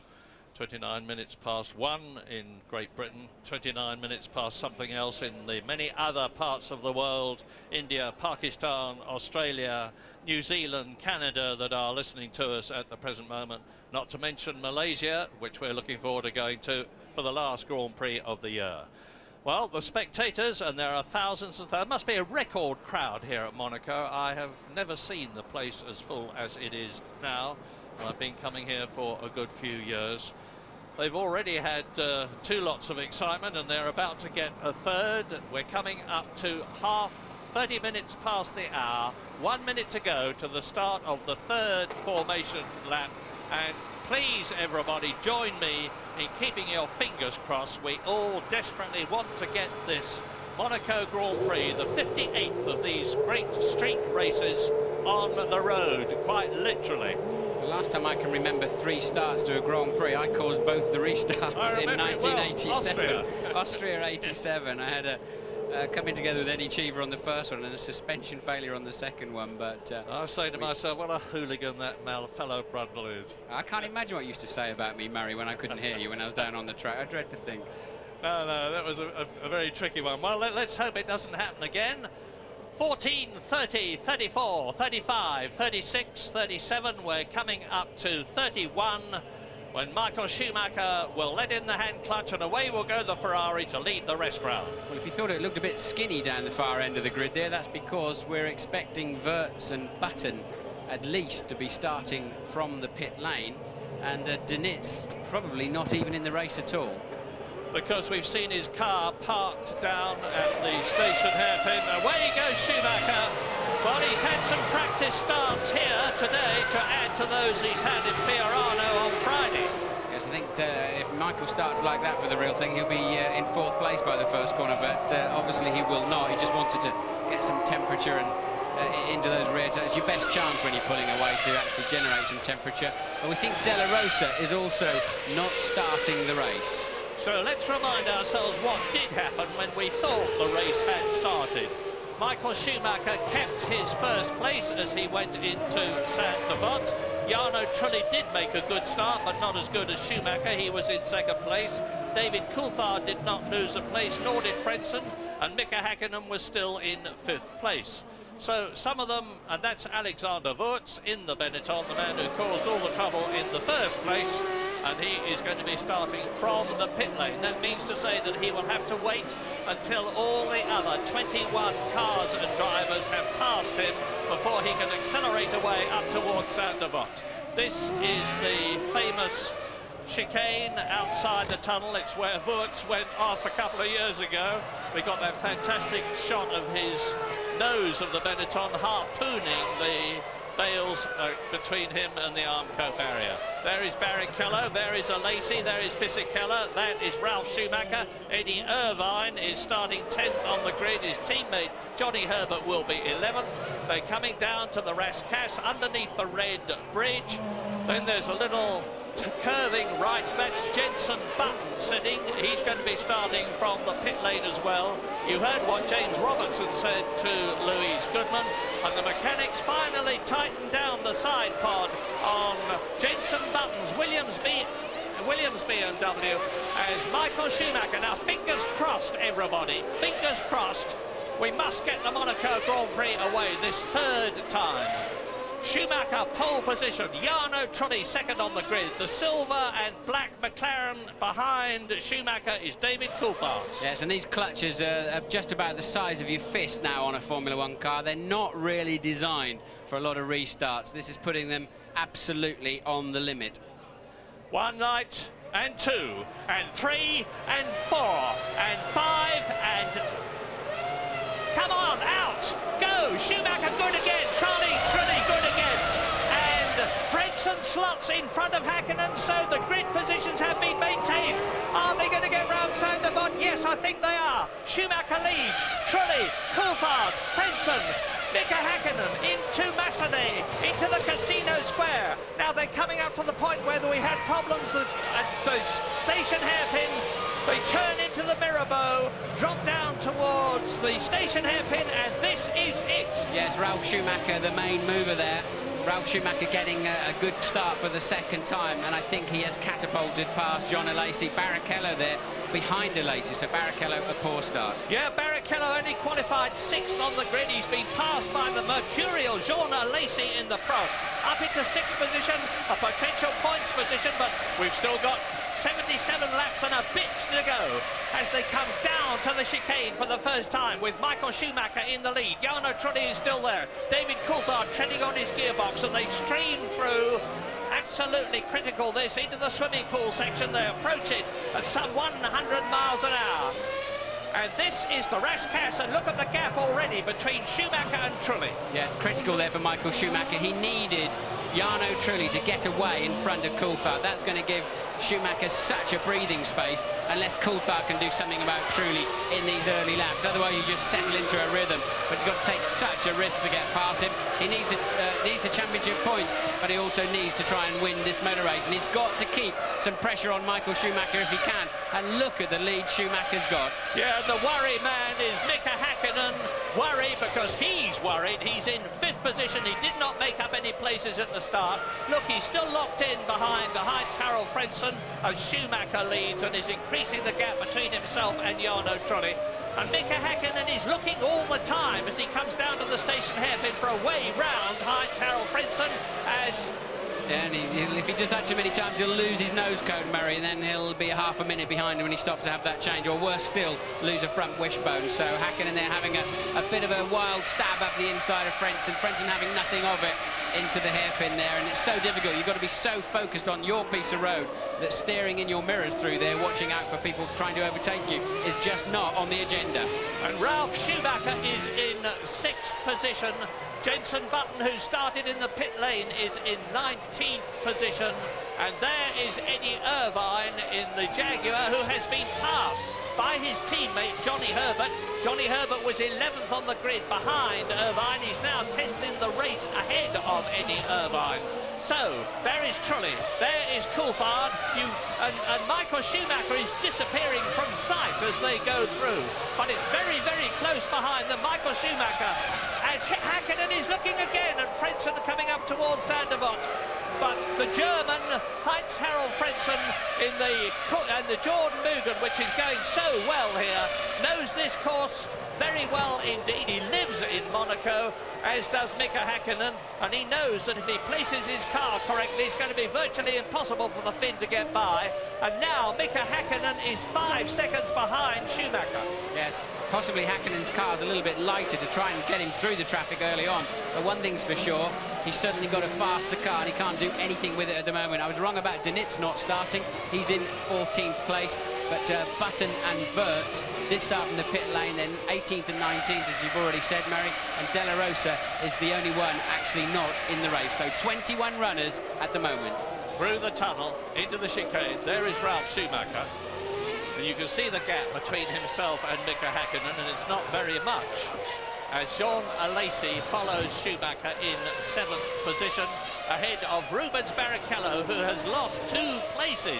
Very disappointing for the Ferrari driver, because he qualified in 6th place. He was fastest in this morning's warm-up, declared himself happy with the handling and the balance of the Ferrari, but never, in spite of that, he has lost 2 places in this race.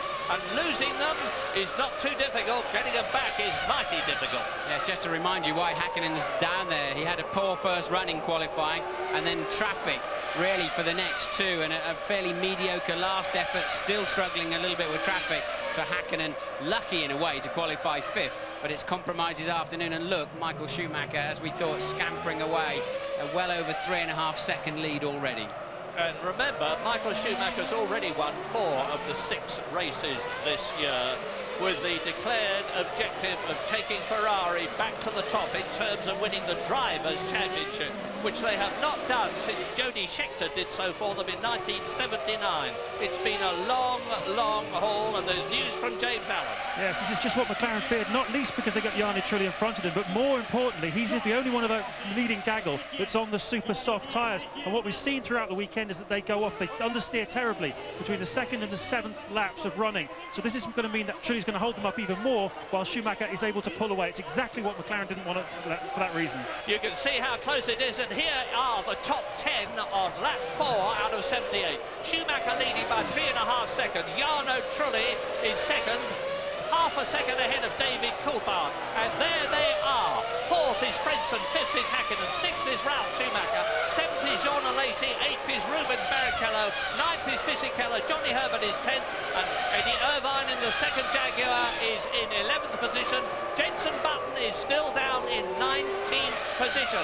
Coming up the hill towards us, it's Frentzen and Häkkinen and Schumacher and Alesi, and then Barrichello. Here is Michael Schumacher, 4 times a winner at Monaco.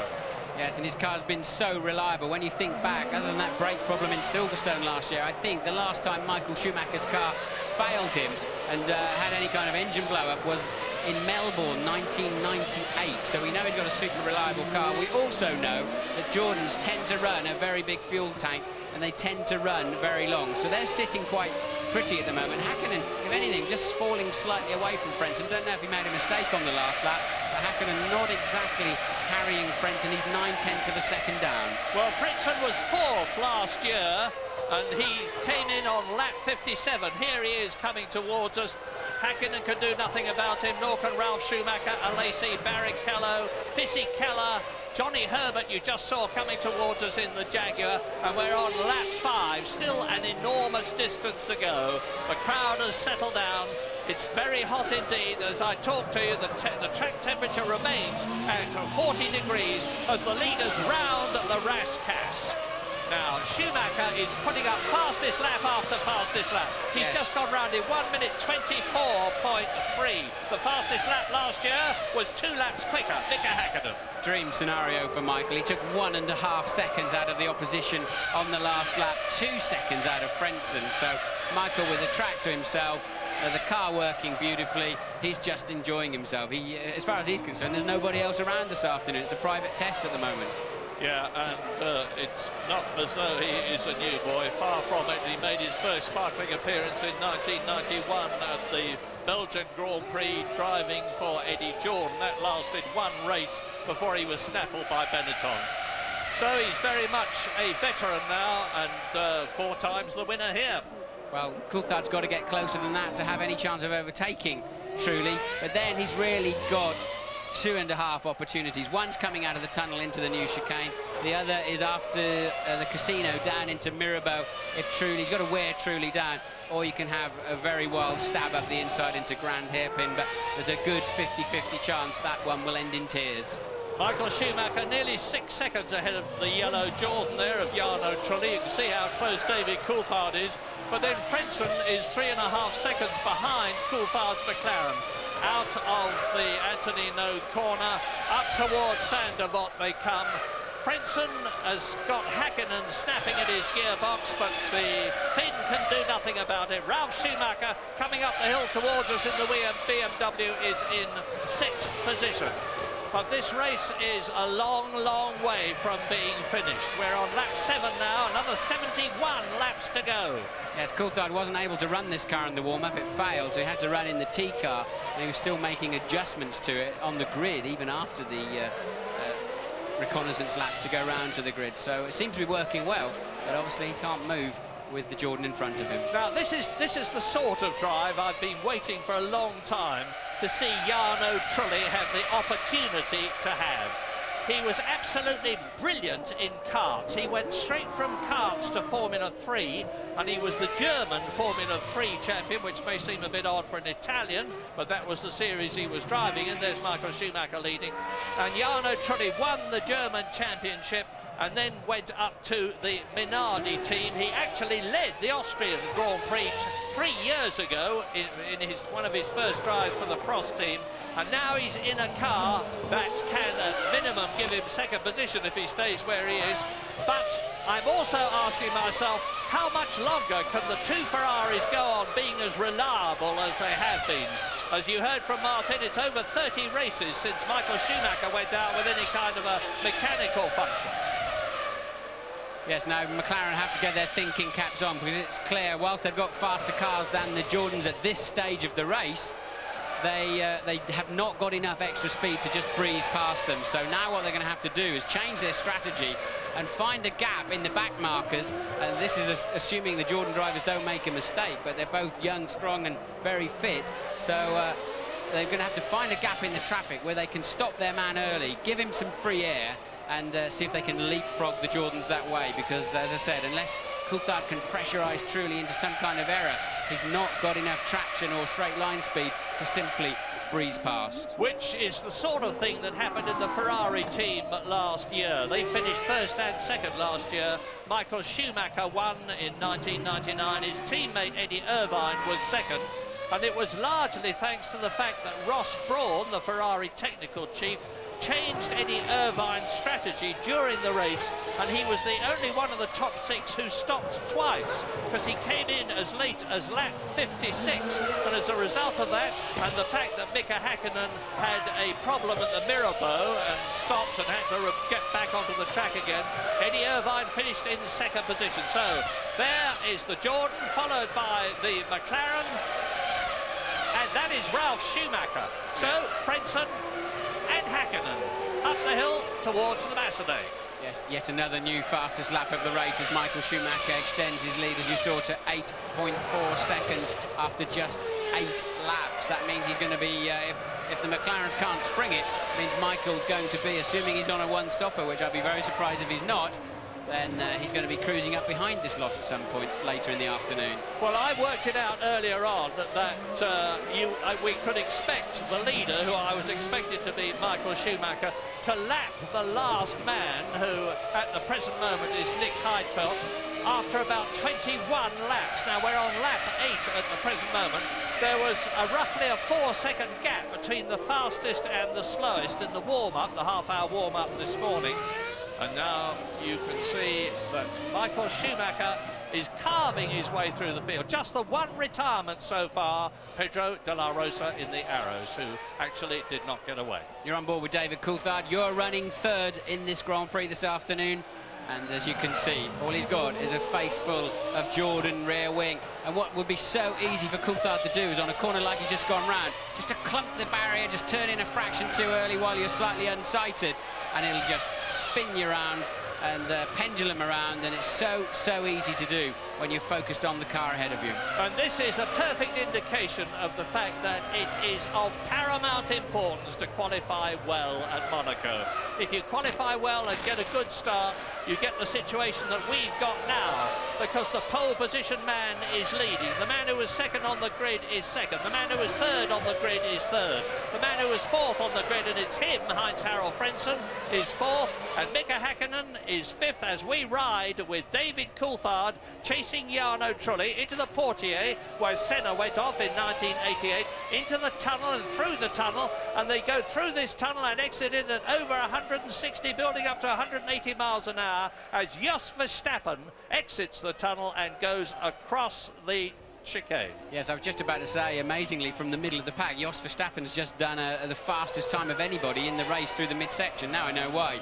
He basically leapt across the chicane. He may or may not get penalised. The stewards will have a look and see if he got some kind of advantage, either made a place or retained a place by doing that, and I don't think Verstappen will have a problem on that one. No, I don't think so. He was 2 seconds ahead of Deniz in the Sauber, who is in 14th position.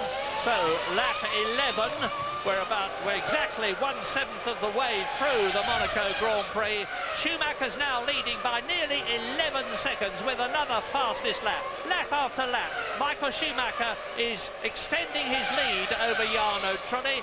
There is the Jordan, followed by David Coulthard's McLaren. Then there is a gap of 3 seconds before the Frentzen and Häkkinen battle arrives, followed by Ralf Schumacher, who's a second behind Häkkinen. Alesi is still 7th, Barrichello is still 8th, Fisichella 9th, Johnny Herbert is still ahead of Eddie Irvine, and Herbert is 10th. Yes, Michael Schumacher's done a new fastest lap for the last 6 laps of this motor race.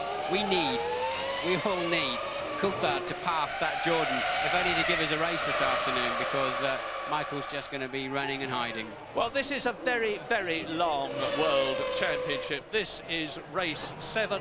There are 17 races in the championship. And remember what happened to Michael Schumacher at the British Grand Prix last year, when he had just lost the leadership of the World Championship to Mika Häkkinen. But at the present moment, Schumacher is running away with it. He's 18 points ahead of Mika Häkkinen, and Schumacher is on a possible 10 World Championship points at the moment. Häkkinen is on a possible 2 World Championship points at the moment. So if things stay as they are, and I don't suppose for a moment they will, Schumacher would be extending his lead over Mika Häkkinen by a further 8 points. And it would be looking very grim indeed. Now that is Johnny Herbert and Eddie Irvine just deciding he's not going to make the chicane, and I don't think he would suffer. I don't think Verstappen's going to, and I don't think Irvine will either. Yes, it's very easy to take that decision to scamper across that no man's land. There should be big spikes in there that stops him going across it. It's too easy to take the soft option there. Yeah, the lines, those red and white lines at the chicane, not at the hairpin there, but at the chicane, are just painted on the ground. There was a time when they actually had a raised wooden structure, and if you thumped that, you were in trouble with a puncture or a broken wheel or broken suspension. But they thought better of it. They just painted the lines on the track, and as you've heard from Martin, if you cross the chicane, you benefit, that is, you pass a driver, you will be penalised. You can see they're running wide there quite deliberately, but if you just nip across and you don't gain from it, you are not penalised. Yes, but if they perceive that you would have lost a place because of your misdemeanour, they nailed a Formula 3000 driver yesterday for he didn't gain a place, but surely he'd made a mistake and managed to keep his place somehow, so he got a 10-second stop and go penalty, which with a 60 km/h, 40 miles per hour speed limit down the never-ending pit lane here is quite a penalty indeed. And you're certainly not encouraged to do it regularly. So Mika Häkkinen will be a gigantically frustrated man. He's now 17 seconds behind his World Championship rival, Michael Schumacher, tucked in behind Frentzen, with Ralf Schumacher in the Williams BMW, confidently holding on to that 6th position and a points position. Now, where is Jenson Button in the other Williams? The answer is he's still in 19th position. Because although he's riding underneath the rear wing of Gaston Mazzucato's Minardi, and this is the first time too that the Argentine driver has driven at Monaco, Mazzucati is not letting Button through, and as I said earlier on, if you don't get some help from the driver in front, it's going to be virtually impossible to get past. So why, you may say, do they hold a motor race at a place like this if you cannot pass? Well, in fact, most of the Grand Prix circuits these days are very difficult to pass on. The performance of the cars is similar. They're all top drivers, and the big problem is an aerodynamic one. Yes, but you've got to have different styles of racetrack. You can't, I mean, in the ideal world of safety and all of that sort of thing, you'd end up with a long straight and all the spectators 500 metres away looking through binoculars. You've got to have different types of circuit, test the drivers. The qualifying here plays a much bigger part than at normal racetracks, but it's all part of a very special weekend, a very specific kind of racetrack, and it should be in the calendar, no doubt about that. Oh yes, absolutely, magic. Now, we are not seeing much of Michael Schumacher because he is out on his own so much. He's 12 seconds ahead now. He's just done yet another fastest lap. He's streaking away with this race. His fastest lap, which he has just done, is 1 minute 23.6, which is 1.4 seconds slower than Mika Häkkinen's fastest lap last year. As a matter of interest, Michael Schumacher has the lap record here. It's as long ago as 1994 in the Benetton, which is a 3.5-litre engined device, and they're 3 litres these days. And that was 1:21, so he's about 2.5 seconds slower than his own all-time lap record as Frentzen, Häkkinen, Schumacher go through the chicane on lap 14 out of 78. Yes, that was back in the days, though, Michael's fastest time when they had wide, uncut big slicks. Boots. So, and around a circuit like this, it makes a tremendous amount of difference. So the swimming pool section, and Fisichella is putting on a bit of a charge now. He is in 9th position, tucked up behind Rubens Barrichello. Now, Barrichello is 8th in the Ferrari, cannot get past Alesi's Prost, who cannot get past Schumacher's Williams, who cannot get past Mika Häkkinen's McLaren, and Mika Häkkinen is in 5th position. Fisichella closing up right on the rear wing of Barrichello's Ferrari. I can't help but watch Häkkinen and think he's having another one of those days where he doesn't seem that interested. It's just a feeling you get on the season so far in some respects, and Mika, he just doesn't look really on it in his normal way there. He's falling away again from the back of Frentzen. In a way, though, I think that's what Coulthard should maybe do. Just back off a little bit, cool his tyres down, and come back and have another run at Trulli and try and distract him in that way. I think now they've settled into a rhythm, you just get in a trance following the car in front of you. You should really, I think if he just backs off a bit, cools the tyres, but then, you know, if they come up against back markers or Trulli makes a mistake, then he wouldn't be in a position to maximise on it. So yeah, it's a difficult decision. And it's you can understand that the McLaren people are not bringing Coulthard in spite of the fact that he can't get past Trulli in front of him, because we're only on lap 16, and even if he was on a one-stop strategy and they decided to change it to 2, it would mean he'd be going out with a terrific fuel load and coming back into the race during traffic. Well, yes, they're nowhere near the window for stopping. I would have thought the window to stop would be somewhere 38, 40 laps into the race through to 55, 56. So until we get, I would have thought, at least into the 40s, McLaren are hamstrung on any kind of tactics they can play. Now, Schumacher knows that, Ferrari know that, McLaren know that, but they can do nothing about it. And Jordan will not be at all unhappy with this situation. Jordan have not been performing to their satisfaction this season so far.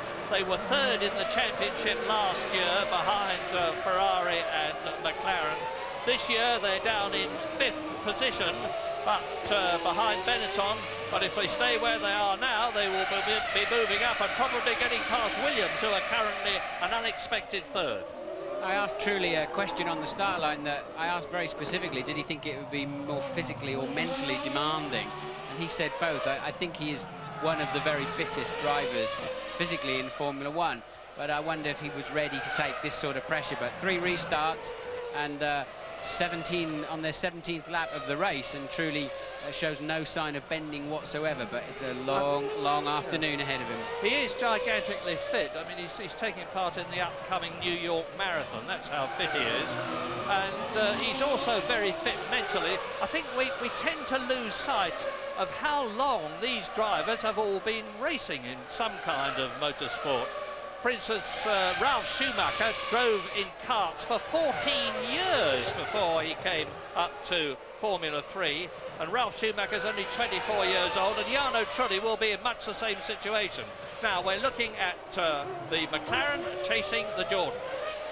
Yes, now Trulli is very slow at the moment. He was 1.6 seconds slower than Michael Schumacher on the last lap, and that's allowing the pack, look, to catch them at well over a second a lap. Now Coulthard's going to get a hurry-up call, because he's soon going to have Frentzen, Häkkinen and Ralf Schumacher on his tail, and it's because Trulli just does not appear to have the pace of the others at this stage of the race. With Michael Schumacher leading on lap 17 by 17 seconds. So he's been pulling away at the rate of a second a lap, and he's soon going to be in a situation where he can come in, stop, take on fuel and new tyres and get out still in the lead, which is a racing driver's dream of home. Michael Schumacher then 17 seconds ahead of Jarno Trulli, who's got David Coulthard right behind him. There he is, David Coulthard. Frentzen is now catching David Coulthard. There is the Jordan, and behind him is Mika Häkkinen. So things are closing up nicely, and Mika Häkkinen is putting on a tremendous charge in 5th position. He's really pressuring Heinz-Harald Frentzen. Here he is, there is Frentzen now. There is Mika Häkkinen. They're going round the Massenet. So Jordan leads McLaren, Jordan leads McLaren, Ferrari leads the race, and Ralf Schumacher is 6th. Yes, it looks like they've all sort of had a meeting and said, how can we make this as easy as possible for Ferrari to win this race? because it's just playing so much into Michael Schumacher's hands. He'll be grinning from ear to ear in the cockpit of the Ferrari at the moment. But as you've said before many times, Murray, anything can happen, and it often does. Yeah, and into the pits comes the high wing Williams of Jenson Button from 21st position, so it looks as though he's going to be a retirement. He was 19th, and yeah, this is Button going out of the race, and that's a comparatively new experience for Jenson Button too. He failed to finish in Australia, and he failed to finish in Imola, and he's going to fail to finish from his first Monaco Grand Prix. What the problem was, I obviously don't know. So we now have 2 retirements on lap 19. The first, De La Rosa in the Arrows. The second, Jenson Button in the Williams. That leaves 20 drivers. Nobody has been lapped yet. Nick Heidfeld in the Prost is 20th and last of the runners at the present moment.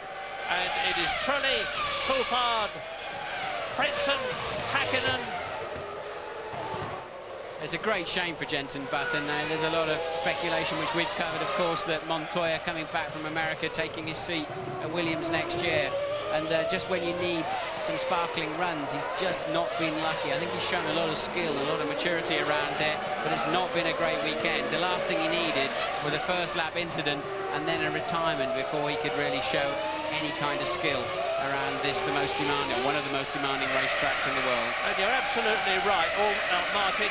Although it's happening very slowly, Coulthard is staying right behind Trulli, but Frentzen is catching Coulthard with Mika Hakkinen right behind him. So we're very soon, there is Frentzen, there is Mika Hakkinen, there is Ralf Schumacher, here is Jean Lacey in the chromium-plated helmet, and very soon we're going to... Oh, and out goes Alexander Wurz. Well, yet when things start to go wrong for you, they go wrong all the time. And we're going to get another indication here of how good the Monaco marshals are. They are absolutely terrific. Here is a replay of Alexander Wurz at Saint-Devote, losing control of the Benetton, going nose first into the barrier and feet first out of the race as he walks back. And Wurz was down in 17th position, so that lets Mazzacane up. Here is Mazzacane, followed by Marc Genet, now 19th. Nick Heidfeld in 20th position. You're looking at Jos Verstappen, followed by Pedro Diniz. They are 13th and 14th. And I'm just trying to work out, well, Nick Heidfeld is now 64 seconds behind Michael Schumacher, and he is lapping about 1.6 seconds a lap slower than the Ferrari.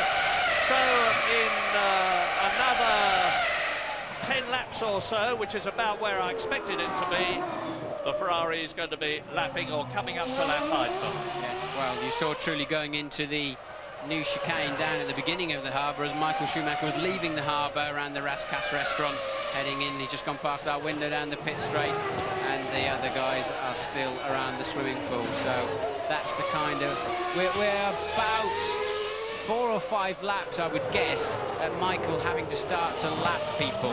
And then shortly after that, we should see Trulli and Coulthard in the same sort of situation. That might be a chance for Coulthard and indeed for Hakkinen to do something about the Jordans in front of them if they've got the speed.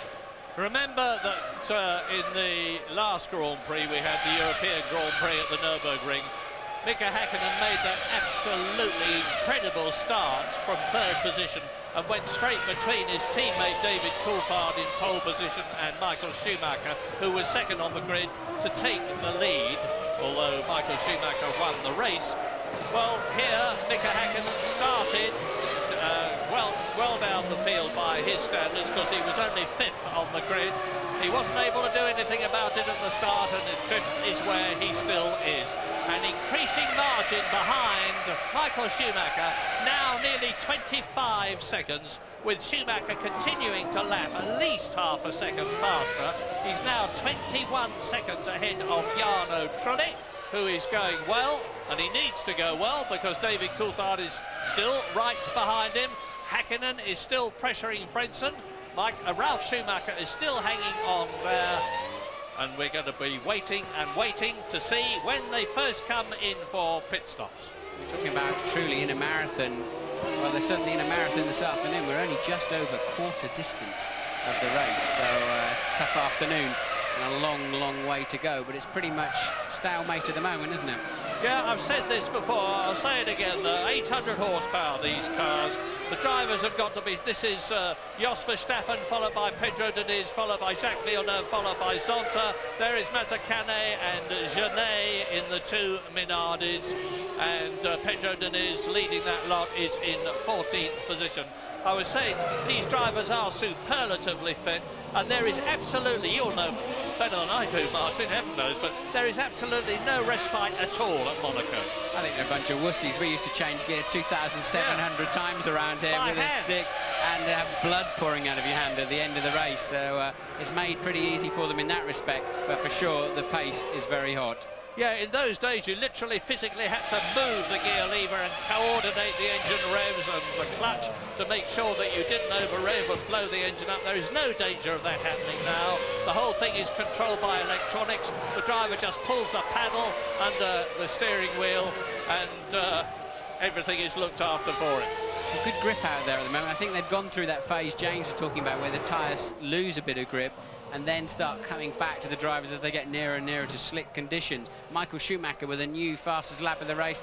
There is the Minardi. Genet, Mark Genet. Yeah, sensibly. If he can just let it freewheel a little bit further, he'll be well out of the racetrack there, and the marshals can quite easily recover that car through the gap in the barrier there, so it'll be covered under yellows. No safety car, no pace car needed there. Extremely expensive jewellery shop just to the left of where he's stopped. I suppose that'll interest him very much. David Coulthard plunging down and having a look to the side of Jarno Trulli-Jordan, who calmly moves across to the right and puts any idea of David Coulthard that he might let through, which he wouldn't have done out of his mind. And you can see that Ralf Schumacher is now in the Williams BMW 6th position, right on the tail of Mika Häkkinen's McLaren in 5th place. Here is race leader Michael Schumacher, and in the all-red look now, red Ferrari, red helmet. The most frustrating thing about those slow corners when you're following a car very closely is the guy in front of you is guaranteed to be on the throttle a car length and a fraction ahead of you. You can't accelerate before he does, you'll run into him. So another Minardi going off at San Devot. Mazzacane, as you can see, so that'll be well and truly out of the race.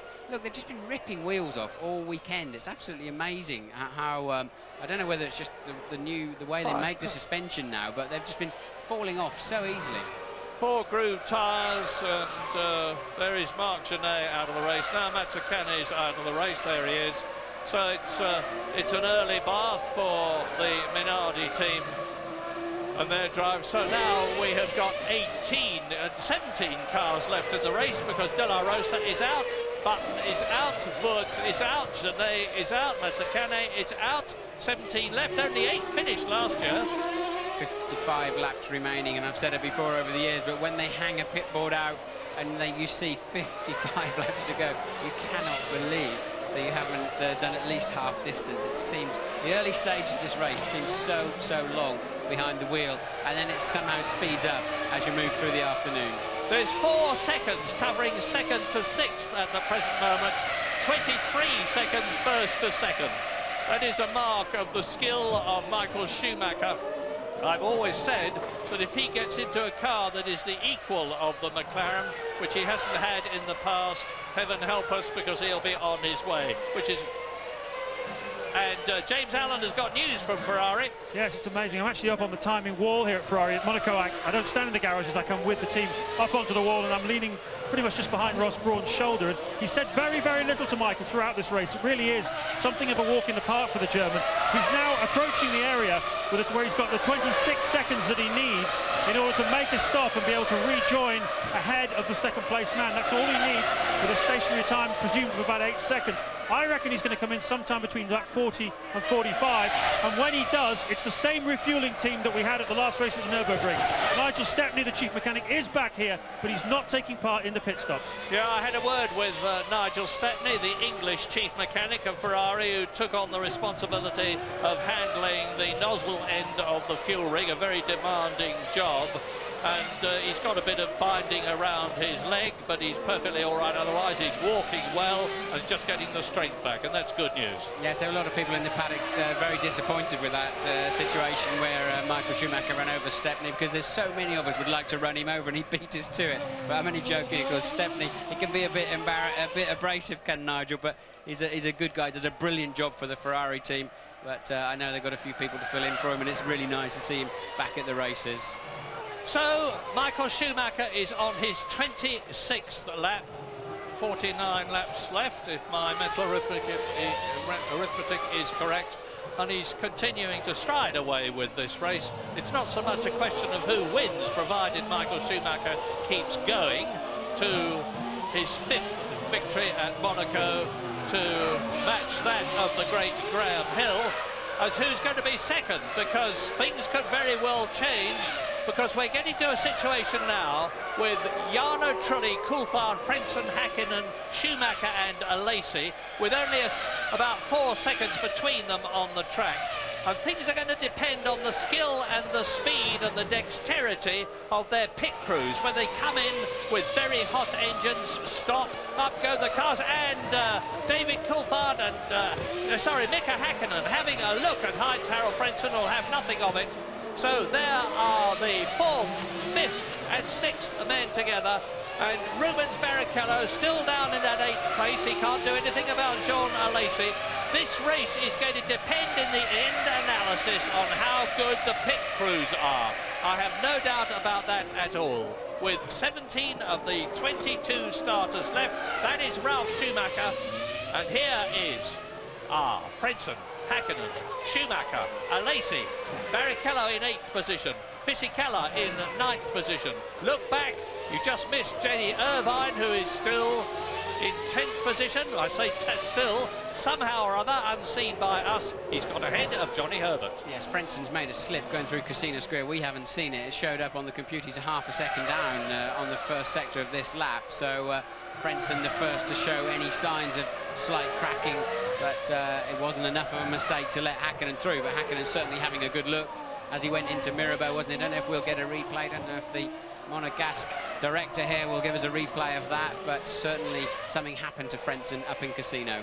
Well, we're looking now at Jacques Villeneuve in the Honda-powered BAR. He is in 15th position, pursued by his teammate Ricardo Zonta, racing at Monaco for the first time, and back again. Now, Zonta is last but one, and there you've just seen him exiting the pool, and here is Schumacher entering and now leaving it, so the gap between the first and the last on the track is getting smaller and smaller. Michael Schumacher is going to have a traffic problem soon. Are the Ferrari people going to bring him in? Well, it's lap 27 now. The earliest I would have expected him is round about lap 35, so we're going to be seeing Schumacher deal with traffic, which could give the others the opportunity to close up. Yeah, they've got to get through too, but I think Michael's as good as any of them through the traffic, and they certainly won't be bringing him in early. There's absolutely no need. He's 26.2 seconds in the lead, but no need to change his strategy. That's absolutely for sure. And as I was saying earlier on, getting that pole position is so important here. Schumacher got it. He got a superb start. He's had a clear track. Everybody else is fighting each other behind him. And and Heinz Harald Frentzen is looking a bit ragged there, or was, as he came round Saint-Devote, because Mika Häkkinen is pushing extremely hard.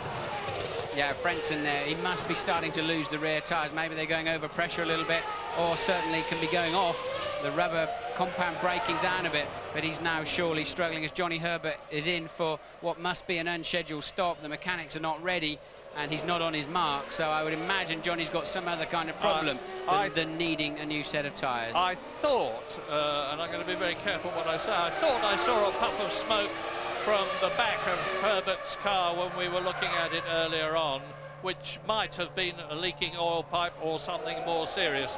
But they seem to be changing the wheels and getting him out again, but anyway, he slipped right back to the rear of the field. Yes, Barrichello and Fisichella now beginning to home in on the back of Alesi.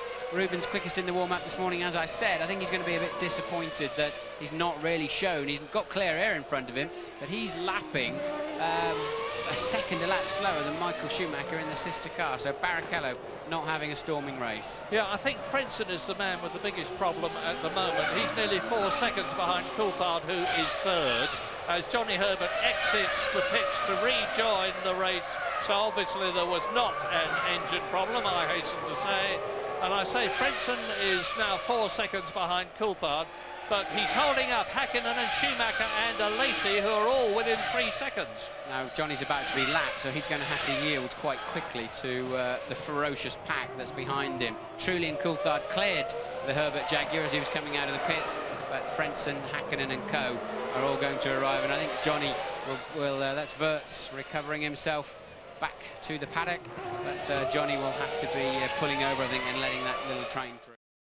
Into the tunnel, the leader out of it and into the Rascasse, coming through to complete his 29th lap out of 78 as Jarno Trulli, David Coulthard, Jordan and McLaren, second and third, come towards the Tabac. Now Frentzen fourth, Hakkinen fifth, Schumacher sixth, Lacey seventh, Barrichello eighth, Fisichella ninth. Johnny Herbert has been lapped, and the gap between Fisichella and Eddie Irvine, who is 10th, is some 6 seconds. Yes, Johnny obviously virtually parked somewhere and led them all through, so very sensible, very mature, as you'd expect from JH.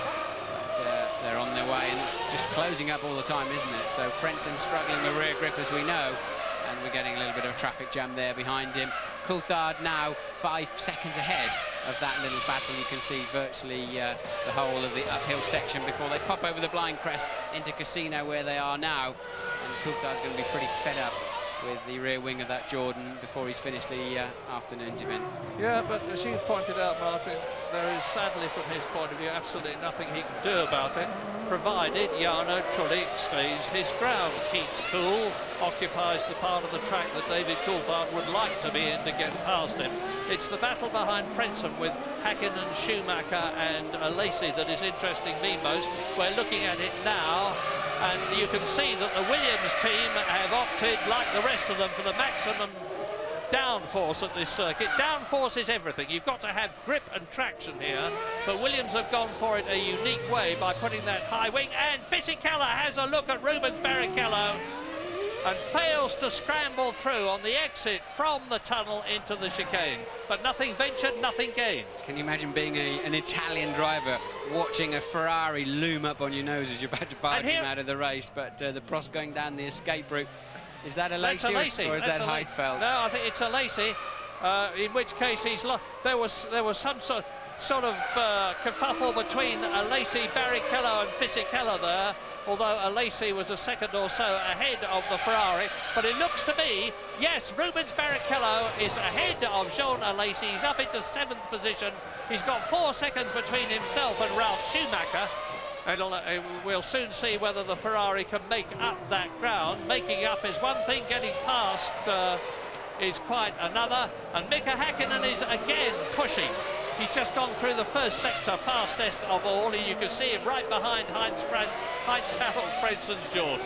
Yes, I think there's so much more pace in those McLarens than they're able to show at the moment, particularly now. In the early part of the race, I think it was nip and tuck with the Jordans, but right now I think both McLarens have got a lot of speed in their pockets and they just cannot use it, which is a shame for us and a shame for the race later on.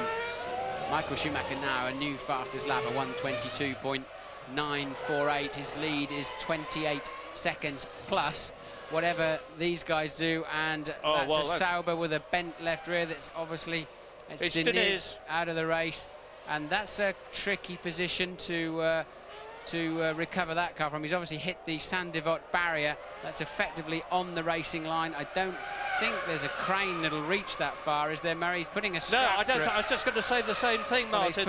He's putting a strap through the rollover hoop, look. So I just wonder if they may, if the crane will reach that far, it's easy to recover that car. But I would have thought that's stretching a little bit. You've seen the crane in action down at Saint-Devote. many times, and the double wave yellows there, meaning marshals on track. I'm wondering whether they're going to bring the safety car out, because that's a very dangerous place. I don't think there's a crane that will reach it. There is a crane at Saint-Devote, and you can see how dangerous it is for the marshals, because they come round Saint-Devote at about 70 miles an hour. I'd rather them than me. They've got to wheel that car backwards down the hill into the range of that crane, I would guess. Well, it hasn't made any changes to the people at the front. Safety car standing by, it says on the computer here. Safety car standing by, which means just about nothing, really, except they're obviously considering. They'll see. Now, remember, we've seen the bent wheel on that side, but we know it may not push very well. It's got 2 punctures, I think. So its underbelly will be on the deck. That may not be such an easy car to move, although the marshals here tend to lift them up and throw a little trolley underneath. At least they've got gravity working with them to help get that Sauber of Denitz's down the hill into the range of the crane.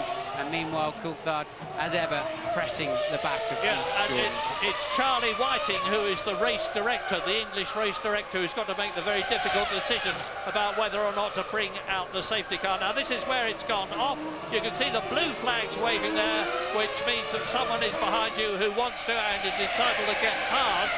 But Charlie is sensibly, I think, deciding not to bring the safety car out at the present moment. That blue flag was being waved for Ricardo Zonta, who is down in 13th position. And there is... Villeneuve being lapped. Villeneuve being lapped by Michael Schumacher, so he's coming through third distance, just about, well, over third distance actually, but look at the McLaren right up tight behind Trulli there. It's Coulthard and Trulli. And this is where, again, we'll see the supreme ability and racecraft of Michael Schumacher, because he has this ability that Senna had. I know I'm continually making comparisons between the two of them, because they're two of the greatest, of getting through traffic where others can't. Yes, Trulli's been very cautious around the yellow flags, and that's enabled the pack to behind them to close up by 3 or 4 seconds, and Michael Schumacher now with a 31-second lead. So Trulli has been extra cautious through those yellow flags. James, what can you tell us? Martin, we're not a million miles away from a Michael Schumacher pit stop, I don't think. He was getting through that gaggle, which included Verstappen, Diniz, Villeneuve, Zonta and Heidfeld. He's carving through them at the moment like a hot knife through butter. Verstappen's the next one in his sights, and I would reckon they're all very close together on the road, only about 3 or 4 seconds separating the whole 5 cars. Once he's through there, that's probably a pretty good time to be thinking about making his stop, and I wouldn't be at all surprised, as you were saying before, if McLaren didn't just bring in perhaps Häkkinen at roughly the same time to try and give him some sort of opportunity to make an impression on this motor race. But Ferrari's starting to look as though they're getting ready. Well, we'll wait and see. Thank you, James. Lap 34 out of 78. Michael Schumacher leading by 31 seconds. Very close behind him. You're looking at it now. Trulli, Coulthard, then Frentzen and Häkkinen. In 6th position is still Ralf Schumacher. No changes from the start of the race. Rubens Barrichello has moved up to 7th position as a result of a Lacey going out. Fisichella's now up to 8th. Eddie Irvine to 9th. So the Jaguar is in the top 10. Michael Schumacher is not slowing at all. He's made yet another fastest lap. Just 0.6 of a second off Mika Häkkinen's fastest lap time last year, a time of 1 minute 22.8. And as I said earlier on, I think he's now in a strong enough position to come in and make that stop and still get out in the lead, having taken on more fuel and fresh tyres and wheels. As we look at Johnny Herbert in the Jaguar, he's down in 15th position. He's been lapped. So have Jacques Villeneuve, who's 12th, Ricardo Zonta, who is 13th, Nick Heidfeld, who is in 14th position. And 15 are left out of the 22 who started, and there are going to be more retirements yet from this race, I forecast. Because Michael Schumacher, that you look at now, has just lapped Jos Verstappen in the arrows behind him, who is in 11th position. And he's coming up now very close to Mika Salo, I think. Yes, Mika Salo is still in 10th position in the Sauber. Eddie Irvine is on a run now. He's just gone through the first sector fastest of all in that race. And it's heartening to realise that Jaguar are actually making progress with the car. They've got a new management structure. They've been doing an enormous amount of work on the engine, with Cosworth and with the car itself, and it is starting to pay dividends, but they are very honest and say, we know we've still got a long, long way to go. And first of all, we need a wind tunnel, and that's probably a couple of years down the road. So there's a long furrow to plough, but it's nice to see them in Formula One.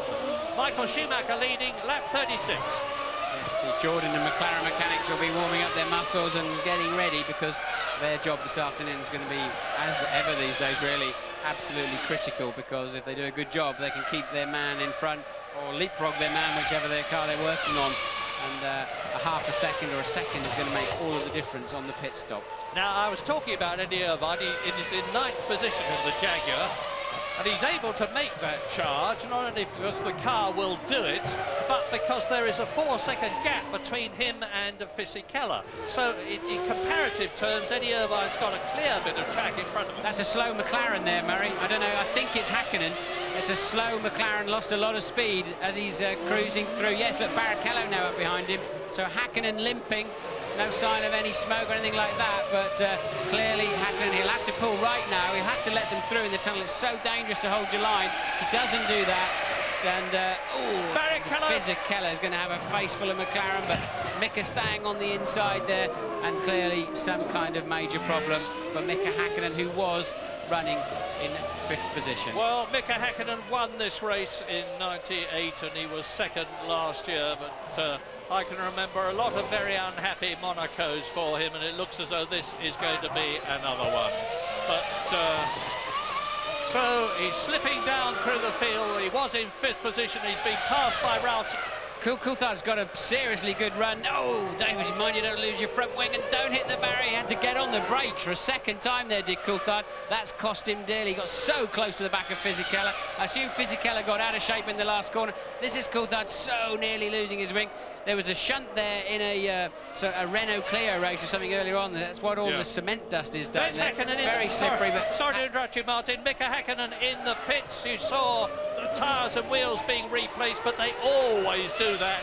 And I'm sure he didn't come in for that reason. And there's a Jordan into slowing as well. Now, which one is it? Is it Jarno Trulli or is it Heinz-Harald Frentzen? Trulli, it's Trulli. It's Jarno Trulli. So this race is now on lap 37, really coming alight. Michael Schumacher out on his own, but it looks as though with Mika Hakkinen possibly out of the race, Ron Dennis in the earphones on the left is looking very concerned as he leans over the car. And there is Jarno Trulli running wide, and you see Ralf Schumacher in the Williams passing him. So Frentzen's passed him, David Coulthard's passed him.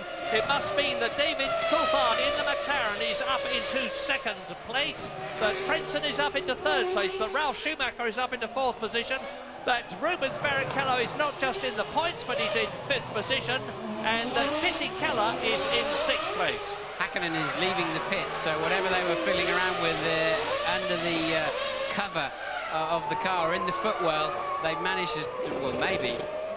Oh, and that's Schumacher in the barrier. That was Schumacher. I thought I could hear something funny from Hakkinen's car. It was Ralf Schumacher clattering the barrier, and yet again, a wheel just relatively easily falling off the car. Here he comes, look, he's been slightly unsighted really by Mika coming out of the pit lane. Not Mika's fault at all, just gone too deep into Sandivot, and as soon as you get up in the grey there, you're going straight into the tyre barrier. So now you're looking at 2nd place man Coulthard and 3rd place man Heinz-Harald Frentzen. Now we'll see what kind of pace Coulthard has got. In comes Jarno Trulli. We saw him touring, and the race which looks so good for Jordan is suddenly looking not good at all. That is Ralf Schumacher in the background, just yards away from where he lives, removing his helmet as Jarno Trulli's Jordan is wheeled away. Now we're on lap 39, and here is the totally changed race situation, except for the fact that Michael Schumacher is leading it. He's 37 seconds ahead of David Coulthard, who has got Heinz-Harald Frentzen about a second behind him in 3rd place. 4th was Ralf Schumacher, but it's now Rubens Barrichello. So 2 Ferraris in the top 4, looking very good for Constructors' Championship points, and David Coulthard is now the fastest man on the track. Yeah, we were right about that. He's just done 22.3. That's 6 tenths faster than Michael Schumacher's best lap so far this afternoon, and that's the first time he's been released basically with some clear track ahead of him. whack it in the barriers, David, because you're 36 seconds behind. It's going to be so difficult to put Schumacher on any kind of under any kind of pressure from so far behind, but he's got to do it. He's got to keep going, and it's probably easy to keep your concentration in that situation. But Coulthard now absolutely on a charge. Yeah, David has taken so much stick in recent times in comparison with Mika Häkkinen, which I never thought was justified. He's about 38 Grand Prix less experience than the Finn, and that is over 2 years. And David always says, I'm still comparatively young, I've got a lot of experience now, I've got a lot to come, and I believe I can win the World Championship. I believe he can too, but Michael Schumacher, that we are looking at now, is on his 40th lap. He's still got to come in. No one has come in amongst the leaders for a fueling stop. We've had Mika Häkkinen in with a problem, we've had Johnny Herbert in, we've had Jarno Trulli come in to retire, and there are now just 14 people left of the 22 who started. Something flicked out of the back of the Ferrari, but I would assume it's just debris that Michael Schumacher ran over as Coulthard does another new fastest lap of the race, some 1.8 seconds faster than Michael Schumacher, and the gap's beginning to come down, but it's still some 34 seconds. And the thing that they all have to watch out for now, we have to watch out for, is very quick news from James Allen. Yeah, very quickly. That's certainly added an edge to the afternoon as far as Ferrari are concerned. They're certainly sitting up and paying attention now. And as I say, Schumacher not a million miles away from the stop. Some speculation just for you on the Häkkinen situation. We saw him lifting the top of the bodywork off when he came in. They seem to be looking at the brakes, particularly at the brake pedal, to see maybe there's some sort of problem with that. Thanks, James. Well, I was saying that what they need to look out for now is debris on the track, because that debris will be carbon fibre. It breaks with a razor edge, and you've only got to get a little bit of it in a tyre carcass, and it can slice it and cause a puncture. So, Michael Schumacher leading. There is David Coulthard, who's reduced the gap to 34 seconds. He's lapping now a second faster than Michael Schumacher, who has got this enormous cushion of 30 seconds. And Heinz-Harald Frentzen is dropping back in third position, with Rubens Barrichello in fourth place, catching the Jordan. It's all coming alight now, and Fisichella is in fifth position in the Benetton. He's lapping slower than Barrichello. Eddie Irvine is now in the points. I say that again, Eddie Irvine's Jaguar is in the points. His teammate Johnny Herbert is down in 13th position, having been lapped. And I know everybody in Britain and in many places all around the world who are Jaguar enthusiasts want to see the Leaping Cat do as well in Formula One as it did in World Sports Car Racing, and we'll be hoping that Eddie Irvine can stay there to get a first World Championship point for Jordan and the first for himself this year. Don't be confused by Häkkinen there, back in more or less the pack he was running in. He's now a lap down after that lengthy stop, so Häkkinen more or less, as I say, rejoining in his original position, but one lap down. Yeah, and going extremely quickly. There's obviously nothing wrong mechanically with the car at the moment that affects his performance, because he's just gone through the first sector of the lap faster than anyone has been in the race. And Ralf Schumacher, whose face we saw contorted with pain when he took his helmet off, seems to have hurt his leg. He was limping as he went over the wall there, and when he subsequently took his helmet off, I could see that he was grimacing in pain. Yes, what that's going to be, he's calling the marshals overlook, so I've got a problem here. What's that going to be is a piece of wishbone's come into the monocoque, burst through the monocoque as the car hit the wall, and has pierced at least pierced the skin on his leg. Obviously hasn't broken his bone, otherwise he wouldn't be leaping over the barrier. And that despondent face you saw was of the most experienced Grand Prix driver currently of them all, Jean Alesi, who loves Monaco, who adores the challenges that it gives a driver and responds to them so well, and was in 7th position, but is now one of the 7 retirements. New fastest lap of the race for Mika Häkkinen now, running in clear air, but he's too far adrift to do anything with it. He may still get some points. It's that kind of afternoon. And Michael Schumacher has had to seriously pick up his pace. Now he's got the news that Coulthard's been released, and off he goes. That's Irvine in for it's Herbert, sorry, it's Herbert in for his second stop of the afternoon, and he looks like he's still got problems, doesn't he? He's a very, very slow stop again there, 9.4. Actually, not too bad there for Johnny. See the light flashing The rear light has to flash and the fuel filler cap has to stay up with the electronics to indicate that they are not organised in such a way that they can give you traction control. Curious Johnny had to come in again, because obviously he had the unscheduled stop where you'd think they would have tanked it up. Maybe they didn't get fuel in when he came in last time around. Coulthard, a new fastest lap of the race now, a 1:22.1, but Michael Schumacher's down there on a 22.2, so Schumi really has picked his pace up. Coulthard has now dropped Frentzen by a full 7 seconds. Now, the prophecy that we were making about it being a long time before anybody in this race amongst the leaders came in for a fuel stop has proved to be correct, because none of the first 10 have yet been in as the Ferrari surges past the arrows and down towards the hairpin. Michael Schumacher's on his 43rd lap now and has yet to come in. He came in on lap 42 last year, actually, but he's obviously staying out longer. He's 33 seconds ahead of Coulthard, a superb cushion. He's very comfortable indeed, provided he can keep running, even though Coulthard is marginally quicker than he is at the moment. That's Jos Verstappen, who's in 11th place. Heinz-Harald Frentzen is 3rd, but cannot cope with the now much faster David Coulthard, who has been released to go as quickly as he can. Rubens Barrichello, 4th position in the Ferrari, is catching Frentzen at the rate of about half a second a lap. 5th is Fisichella, 6th is Eddie Irvine still, and he's catching Fisichella's Benetton. 7th is Mika Salo, and just to complete the remaining runners, Villeneuve is 8th, Zonta is 9th, Heidfeld is 10th, Mika Häkkinen is 11th and has been lapped. Jos Verstappen is 12th, Johnny Herbert is in 13th position. All the rest have retired. As Johnny is now 2 laps down, unfortunately, after his 2 pit stops. You're watching David Coulthard in 2nd place, now 7.6 seconds clear of Frentzen. But that time around, Schumacher pegged him. They were just about identical in the low 1:22, so Schumacher's now responded and pegged Coulthard to a 33.5 second lead. The danger, as you've heard from us, we're riding with Coulthard now through the chicane, down towards the Tabac. Yeah, the track gets fantastic grip in the second half of the race. You can see the tyre rubber that goes down, and you just get this wonderful traction, and the car really feels good. The track comes to you as the race goes on, and you really can't believe how easy it is to do 121s, 122s, when earlier on in the weekend a 26 or a 27 was frightening you silly, and the track just picks up so much grip.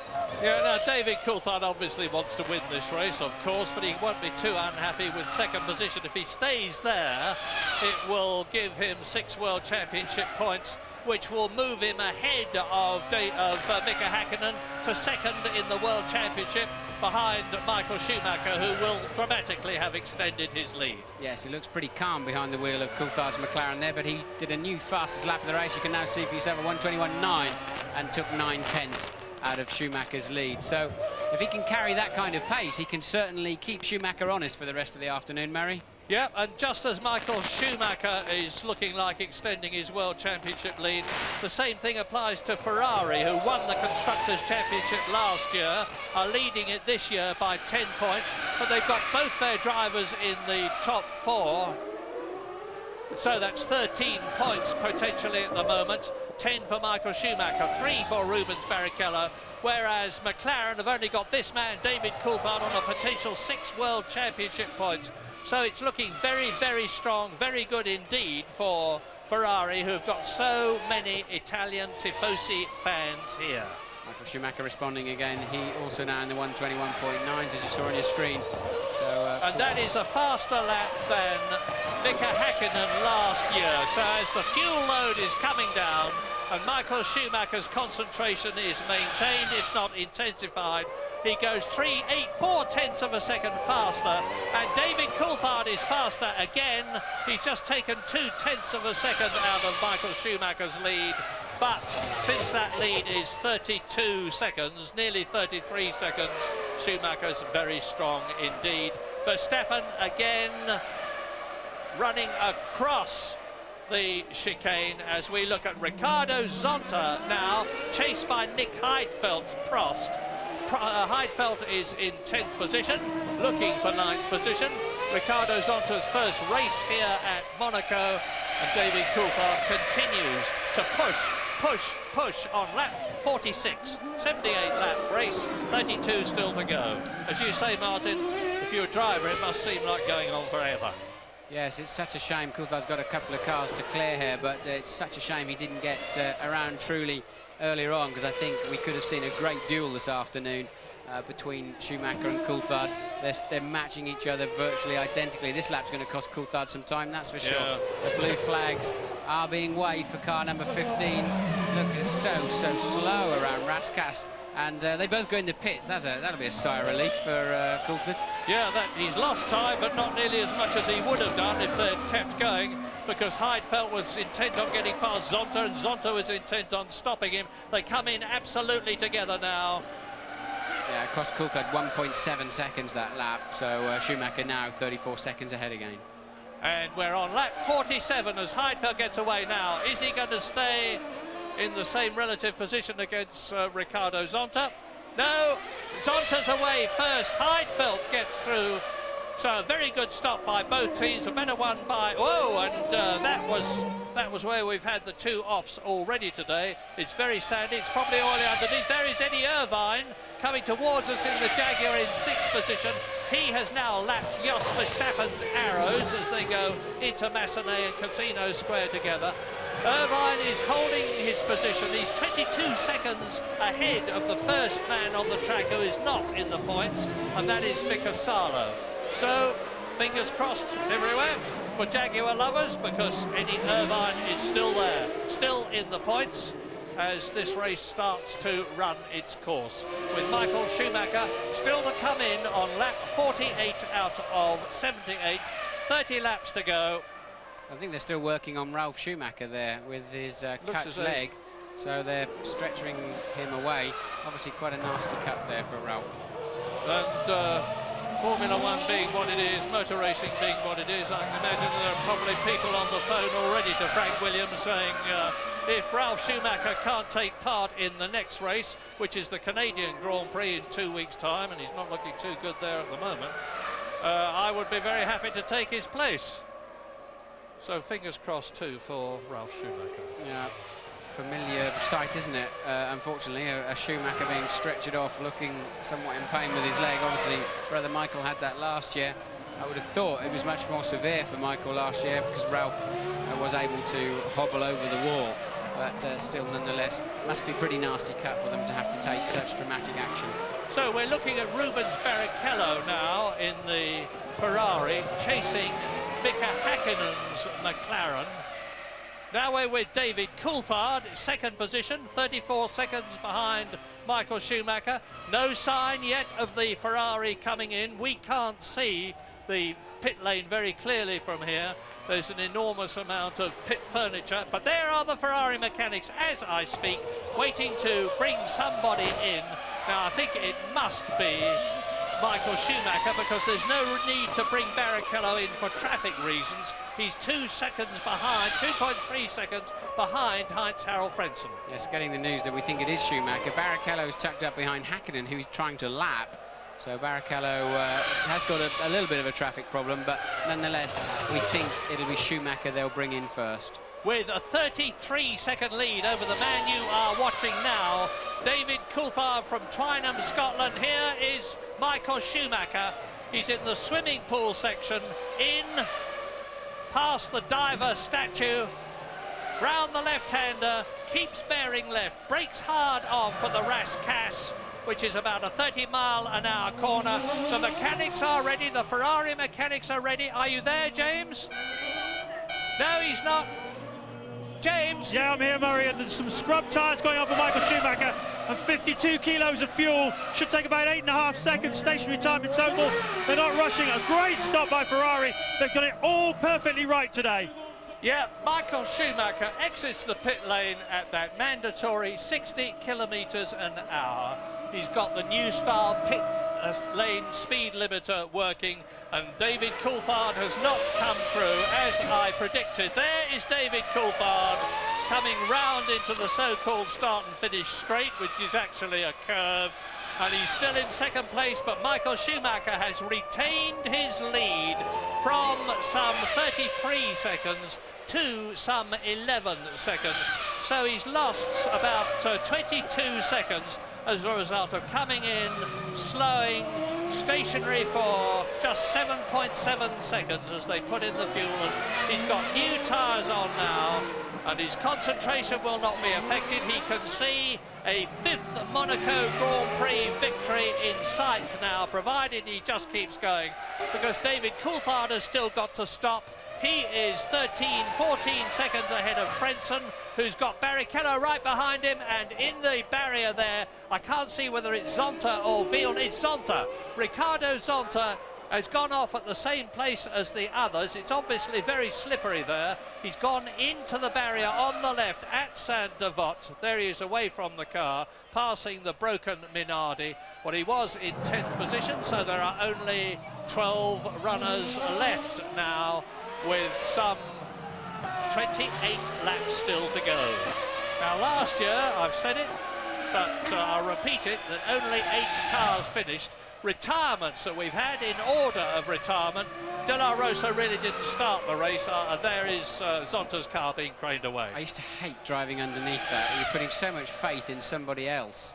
Having tied that car up properly, and so often on a street circuit you drive underneath a craned car. Louise, what can you tell us? Well, the driver's taking quite some time to make their way across the system of walkways and bridges back to the paddock, but Jenson Button is finally back here. Jenson looked like some kind of mechanical problem with the car. Yeah, we had I'm not quite sure what the problem is exactly. They're looking into it, but the last 4 laps I had a few problems with acceleration. When I went on the accelerator, the engine just died, so or something just died, so we're not sure what the problem is, but it's the end of my race. Bit of a frustrating day all round, really. Yeah, I think the only good thing I've got out of it is a bit of exercise, running back to the pits, but there you go. I think it's my first experience of Monaco, and hopefully the rest will be better. I know you're desperate for a drink. Thanks for talking to us. Thank you. As Eddie Irvine exits the pit lane, he came in 6th position, and Mika Salo has just gone through as I speak. So you just saw a flash of the Sauber going past there. So Mika Salo in the Sauber is up into the points. He's been there once already this season at the San Marino Grand Prix, but this is the battle on the circuit. It is Heinz-Harald Frentzen in 3rd position in the yellow Jordan, pursued by Rubens Barrichello, who is looking to get onto the podium to make it not 1 but 2 Ferrari drivers up there. And Barrichello urgently needs those points to improve his World Championship point position. He's in 4th position in the championship at the moment, and he is lapping about 0.4 of a second faster with Mika Häkkinen in the background. But he's been lapped, don't forget. As Michael not particularly fast since he put new tyres on and fuel on board to go through to the end of the 78 lapper. We're on lap 52, but he was 1.3 seconds slower. There's Fisichella makes his first and probably only stop of the afternoon from 5th place. Look at the brake dust as the air guns, the pressurized compressed air guns just disperse the whole lot of it, and Fisichella back out at 60 k's as ever. It's special. The drivers ask for this place to be slower than anywhere else because it is so dangerous, and nobody's disadvantaged that way. So, lap 52, Michael Schumacher leads and has stopped. David Coulthard 2nd and has not stopped. Frentzen and Barrichello that you are looking at having a big battle for 3rd position, for the 2nd podium position. And behind them is Fisichella, who you've just seen come in from his pit stop. Mika Salo is up into the points as a result of Eddie Irvine stopping. But I think Irvine will retake that position, provided the Jaguar keeps going as well as it has been doing, when Mika Salo himself comes in. 12 runners left. One of them is still Johnny Herbert, who has been lapped twice. Everybody up to 7th position, that is Eddie Irvine, has been lapped as coming towards us up the hill. Heinz-Harald Frentzen 3rd, Rubens Barrichello 4th. Off goes a tear-off visor strip from Heinz-Harald Frentzen's helmet.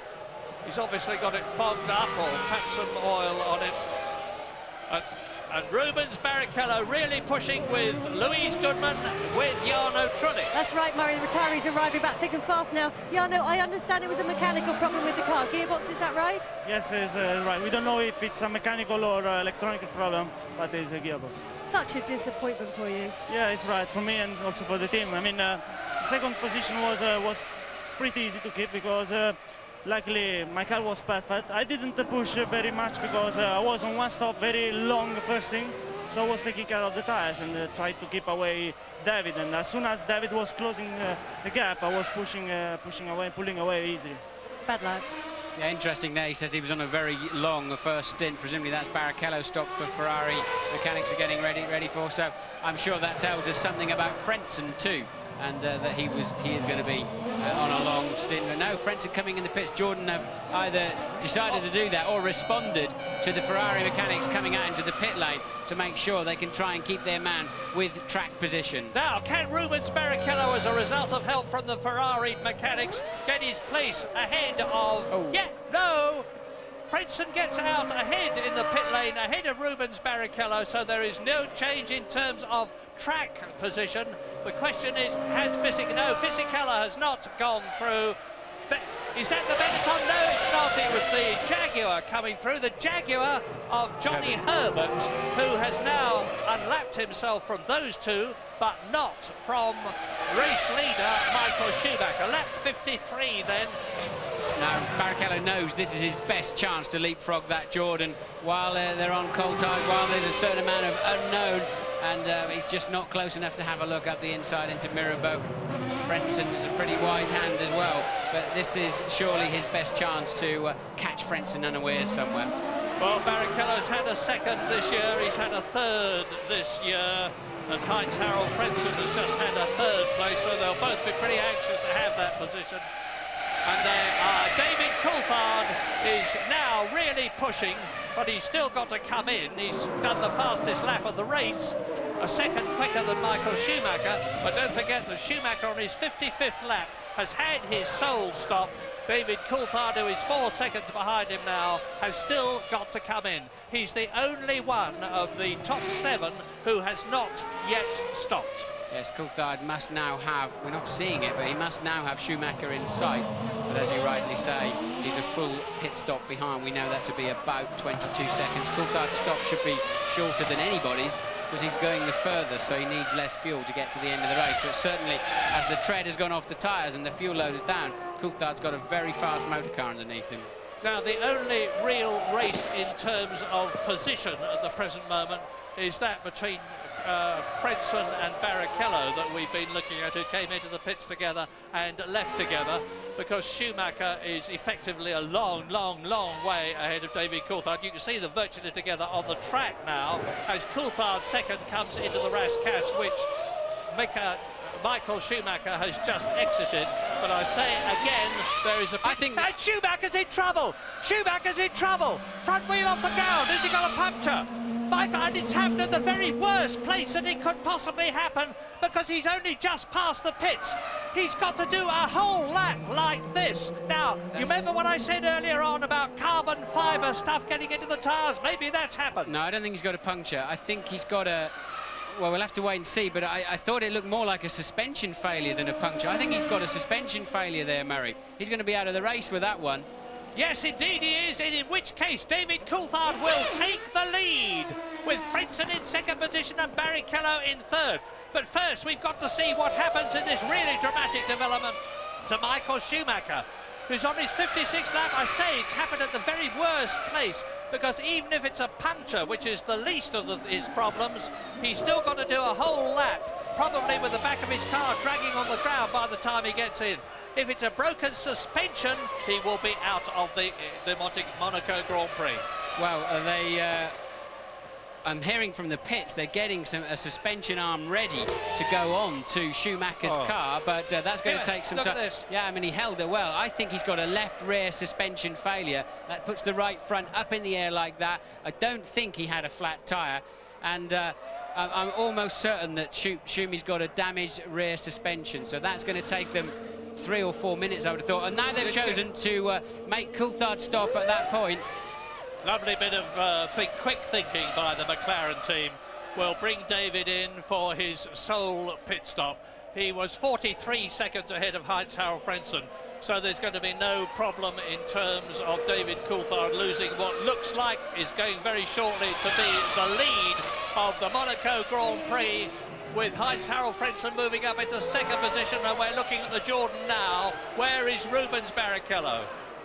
Here's Michael still trying to recover to the pits, look, and I'm pretty sure there's something gone on the pull rod or the rear shock absorber mechanism on Michael Schumacher's car. So maybe he had a little thump of the barrier somewhere earlier on in the race, and that can so often catch you out later on. So Michael Schumacher, they're still limping back to the pits. In fourth position, he's been passed by Coulthard, he's been passed by Frentzen, he's been passed by his teammate Rubens Barrichello.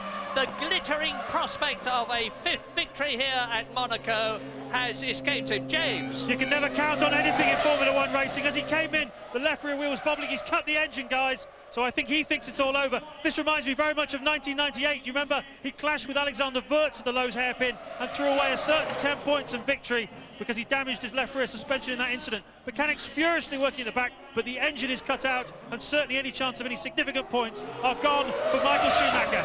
Thank you, James. So let's assume that is the situation, and obviously the cameras and we will be keeping you in touch. But now on lap 57 with 21 to go, as the Ferrari mechanics wrestle frantically with that rear suspension problem, David Coulthard is in the lead, the man who won the British Grand Prix, the man who's had such a terrible season personally as a result of that appalling air crash, is in the lead at Monaco, 24 seconds ahead of Heinz-Harald Frentzen, and there is Frentzen pursued by Rubens Barrichello. So this is the battle for second position that you are looking at. A McLaren leads, a Jordan is second, a Ferrari is third. In fourth place, the Benetton of Fisichella. In fifth position is Eddie Irvine's Jaguar. And in sixth position is Mika Salo in the Sauber. Seventh is Mika Hakkinen, and he is... That's the Ferrari still in the pits. Michael Schumacher getting out of the car, I think, Murray. They're abandoning the race. The Ferrari is retiring from the race. Well, bitter gall for Michael Schumacher after having driven such a brilliant Monaco. Firstly, to take pole position. Secondly, to retain the lead at the first corner on the third attempt at starting the race after two aborted starts. Is out of the Monaco Grand Prix. His 10 World Championship points possibility has disappeared. Mika Hakkinen, however, is out of the points at the present moment. David Coulthard is potentially on 10 World Championship points, and if he gets those, he would be within 12 points of Michael Schumacher. All is not lost. And the top six at the present moment are Coulthard, Frentzen, Barrichello, Fisichella, Irvine and Salo. We're leaving Monaco, but we'll be back soon.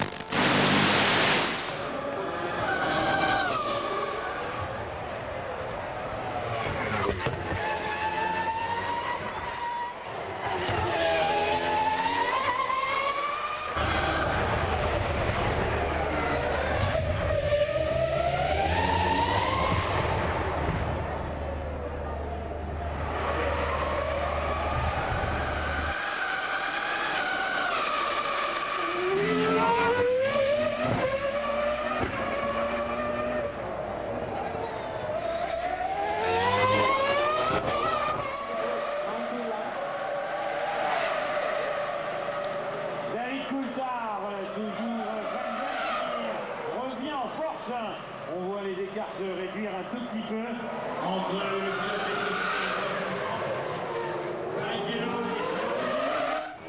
As usual, the Monaco Grand Prix has not disappointed us. It seemed static for such a long time, but as in the past, everything changed very quickly indeed. This is lap 60. You're looking at the battle between Heinz-Harald Frentzen in the yellow Jordan and Rubens Barrichello, or you were, in the scarlet Ferrari for second place. And David Coulthard, that we're riding with now up the hill and into Massenet and Casino Square, is 17 seconds ahead of that battle with Frentzen in second place. But that gap is coming down very slightly indeed. I think Coulthard has responded, because his last lap time was actually 1/10 of a second faster than that of Frentzen. Fisichella is in fourth place, so it's McLaren, Jordan, Ferrari, Benetton. Eddie Irvine in the Jaguar is still looking good for a points position. He's in fifth place, 18 seconds ahead of Mika Salo Sauber. That's Coulthard getting very close to the wall there as he came out of Portier and then out braking himself into the chicane. So Coulthard still pushing. James, what can you tell us? Well, it's certainly holding up at the front. Michael Schumacher reasonably philosophical from the look of the way he was when he took his helmet off. I can tell you that was the left rear suspension that broke, but the word at Ferrari is that he did not hit the barriers. That's the way they are saying it at the moment. He did not hit the barriers, so they're not quite sure why it broke. Maybe it was because it wasn't strong enough, which seems reasonable enough. He certainly didn't hit the barrier that we saw. It's not to say he didn't hit the barrier some other time in the weekend. We did see him wallop it in qualifying yesterday with the left rear. They crack test these parts. I'd be surprised if they weren't new suspension parts, but it's very unusual to have a failure like that. But this is a tough racetrack, a lot of bumps, a lot of you know, you do get very close to the barrier sometimes without actually knowing you've touched it. Michael didn't realise he'd hit the barrier in qualifying. It was just such a gentle touch, but it still puts a lot of side load in. Hakkinen is on a charge. He's trying to catch his fellow Finn, Mika Salo, who's occupying 6th place at the moment and a World Championship point. And Hakkinen needs that. Michael Schumacher out of the race. Hakkinen needs to maximise, as does Coulthard up there, currently on 10 points, but he doesn't need too many scrappy laps like he had last time around. There is Mika Salo that we're looking at now in the Sauber. He's in 6th position. You just saw a flash of Mika Hakkinen, who's really responded, as he always does, to a challenge. That is Eddie Irvine going through in the Jaguar. He's